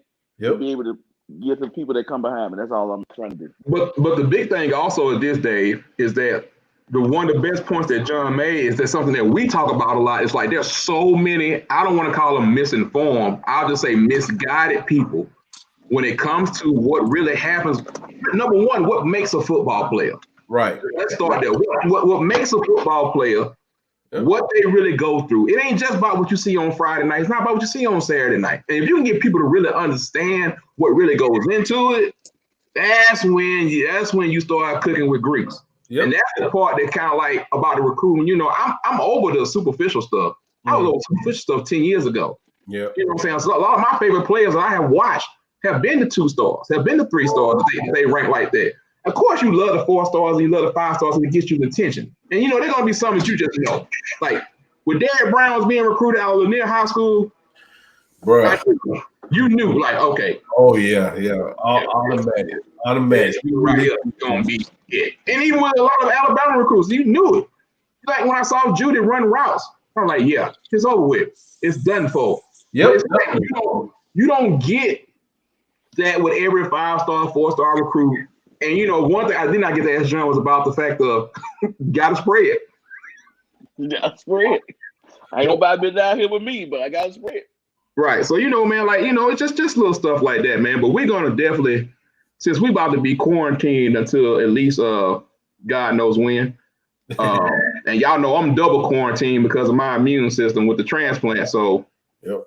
I do got to go to UAB in the morning and give blood, but at the same time, I go straight in. I go straight to Kirkland, and I'm straight out that mall. Yeah, that's how you go. Say what now? I said, as soon as you get out there, hey, you got to go. Yeah, bro. I don't talk nobody. I keep that distance. I ain't got time to be bothered with y'all. I know where I'm going. Keep that and go away, because if I can get it, it's a double negative. So, but we gonna do this, man. You know, and we're gonna continue to chop it up. And I appreciate once again, Jay. I appreciate Teddy, my brother Teddy, Coach Teddy Keaton. And I appreciate John, man, and everybody else who logged on and sent me messages tonight. My messenger inbox is pretty full right now. I guess I don't know. Look, man. They'll ask questions on the people ask questions on my live too, on my side. But I was like, nah, we're just gonna let this thing ride on out. So, well, tell them they could have just got on this one. They did. I told them. I sent them to this one, and they people would ask questions, but they didn't ask no questions on this one. I was like, okay, whatever. Well, what we'll do is, you know, we're gonna say this one, then, you know, make sure, you know, let them know, like, hey, make sure y'all follow on the page. Hey, Melanie. Make sure they follow on the page, and we're gonna do this again. But you know, I think it's big to have people like Jay, and big to have people like Teddy, and big to have somebody that's basically a national recruiting director like John to get on here and give advice. And my homegirl Melanie, of course, y'all know that's Robbie mama. She's on here. I guess she just hopped on here as we ended up. We've been on here forever. And she saying, you know, I love to share what I learned. I promise people don't share with each other, and I feel there's enough milk and honey for everyone. David, that's basically the same point you saying. It's like you get into this process, and it's a learning process, and a lot of things happen, and you don't know, and they don't tell you that. It's like, and like I said, this has been a passion of mine for a lot of people that don't know. A passion of mine for 20, 25 plus years. It's like following these recruits, following everything about them. Crazy person gonna say something to a recruit. I think that's the dumbest and most disrespectful thing in the world. And the thing is, Williams, what you've been doing, you've been following the recruit, but now we have a stage now that can kind of let people, you know what I'm saying, pull the blinds open, let people know, you know, what's going on. It's an offer, or is that offer committable? Mm-hmm. I mean, you know, let them know behind the scenes. Yeah. Behind the scenes, which is really about a decade ago, which I really which kind of transitioned to, because that's where we were. It was like, I once you see enough of them early in your life, like they'd be like, oh, he's a can't miss, and then, you know, this is before the days of huddle. Yeah. This is before the days of huddle. You'd be like, okay, well, this dude supposed to be the man. They talking about blah blah, and you get on stage and then you get to the back of what really football is, the mental, they can't handle it. They can't do this. They can't do that. The stuff that don't really come out, because that's what the media puts out. And I'm not against the media. They're just doing their job and they're just reporting what's there. But there's so much more that goes into it that people don't talk about it. So, you know, we're gonna do this again. This dude's stupid. Jay said that's definitely yeah, man. Hey, man. Let's spray my iPad down a little bit, man. You just never know. You just never know where it's at. You don't know where that Rona at. Gotta kill that Rona. You gotta kill that Rona. Rona don't live here, bro. Yeah, let me wipe her down, William. Wipe her down a little bit. All right, Bootsy. Is the screen gonna come back, little Bootsy? Hey, man. Look, man. See, unlike Ben, is an Apple product. That is true. So, it's gonna come back up. That's true. But Ben ain't on here right now, Ben folks still ain't charged up. We're not gonna worry about Ben. Ben probably got involved with Roman, got involved with his son, because his son was bothering him earlier. So, well, not bothering him, but wanting him to do some stuff. So he probably got involved with that. But we're gonna do that, man. Like, we've been on here almost 3 hours just going live. Ben, Well, we're gonna be in right now. They're gonna be in. Ben, what you doing? You act like you're not a part of this show. Look at that profile pic though. That profile pic is out hold of law. I think I need to spray Ben. Man, look like Ben had two. Ben like he just had two red apple ales. Right, drinking that apple juice, drinking that malt. The malt. He been drinking the sun apple juice. Oh, Daddy, where my apple juice, Daddy? He probably been peeing the whole time. Eve is probably looking for Ben right now because he probably that juice, Ben apple juice. I told you, Daddy dude. That's what he said. Hey, that's understandable, Ben. We tied your time up, man. But look, for real, we're gonna do this again. We're gonna advertise it again. If y'all, for those that are new, make sure you like the page. We just we know where's the Kobe doll at? Let me put a chain. Let me fix a chain on. They're going to chain. Put them away. We gotta start getting serious. Like, let me put this away. Let me get serious.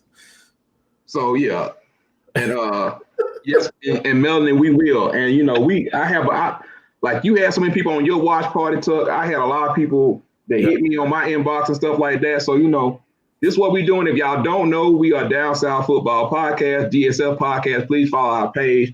This is basically our second year, or we going into our third? Yeah, we're going into the third. Going into the third, we had to recalibrate last fall. Hit the reset button thing. So Oh, really? Jay said, "What does Tuck have in his cooler?" Oh, I don't have nothing in that cooler. That's storage. So I got this right here though. I got this. Yes, that's very true, Melanie. Yep. Oh, Melanie. Hey, man. Hey. We good. Hey. We know what you got. No. Hey.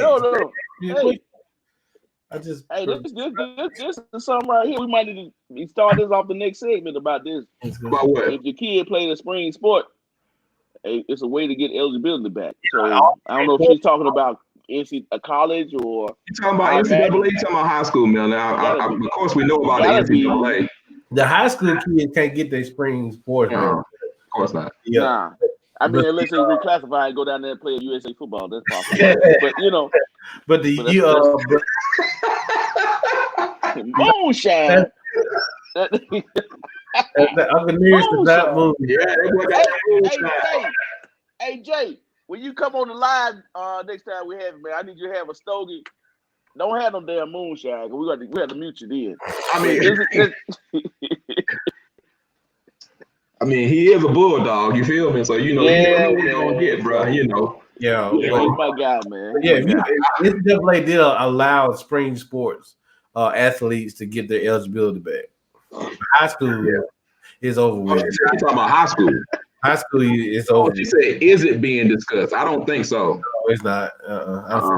Unfortunately, especially for the kids who play baseball, I think it's terrible. Because the kids wanted to state championships and they worked so hard in the off season, and now the spring sports won't be able. I mean, can you really imagine Renard and Tuck if you are? She said she's hold on. What'd she say? She said she's just telling you what she heard from a coach. Really? Okay. Now, can you imagine? That's why we have inside sources. We have our own sources, but you have inside sources too. Yeah. I know how very well connected you are. Melanie, I heard how connected you are. You know all the inside.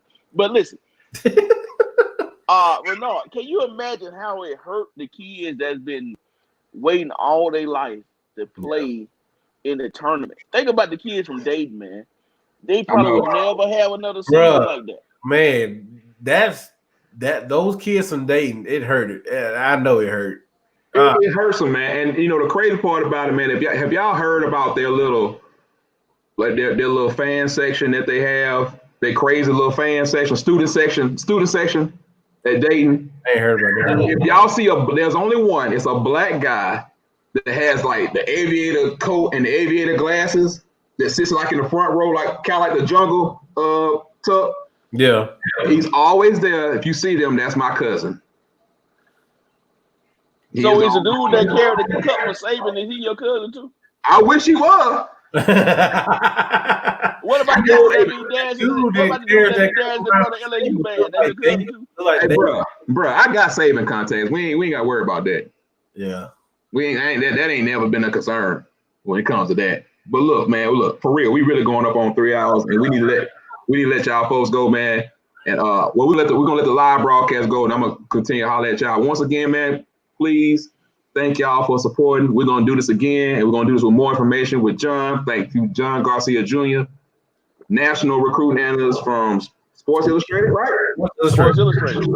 Thank you to my homeboy, my brother, my college roommate, Coach Teddy Keaton, who's now coach at Allen University. Thank you for breaking it down. And thank you, Jay, my god brother, man, for logging on to the show. My brother Spencer, a lot of y'all, man. Just thank you, Jay. Appreciate y'all. Put that hashtag up we just put. Man, yes. Click on that. I got you. Stay your butt at home. Oh, go to the store and go home. And then use your social distance. Goodness. 6 feet. Somebody come up behind me. I'm trying to get a pack of chicken here. She come behind me talking about, is that chicken? Ma'am, you need to use your 6 feet. And back up. Hey man, you gotta have that bird. Gotta have that bird, brother. Backyard pimp. Backyard pimp. We might not have nothing there. We're gonna have some bird. You already know that. Bird. But we appreciate y'all, man, and we'll holler at y'all next time. And we will definitely let y'all know we're gonna be back on, probably hoping the next couple of days. So thank y'all for tuning in, and we're gonna save this video and replay it also, and share it once we got it saved. So thank y'all for tuning in, and we'll see y'all next time. Go.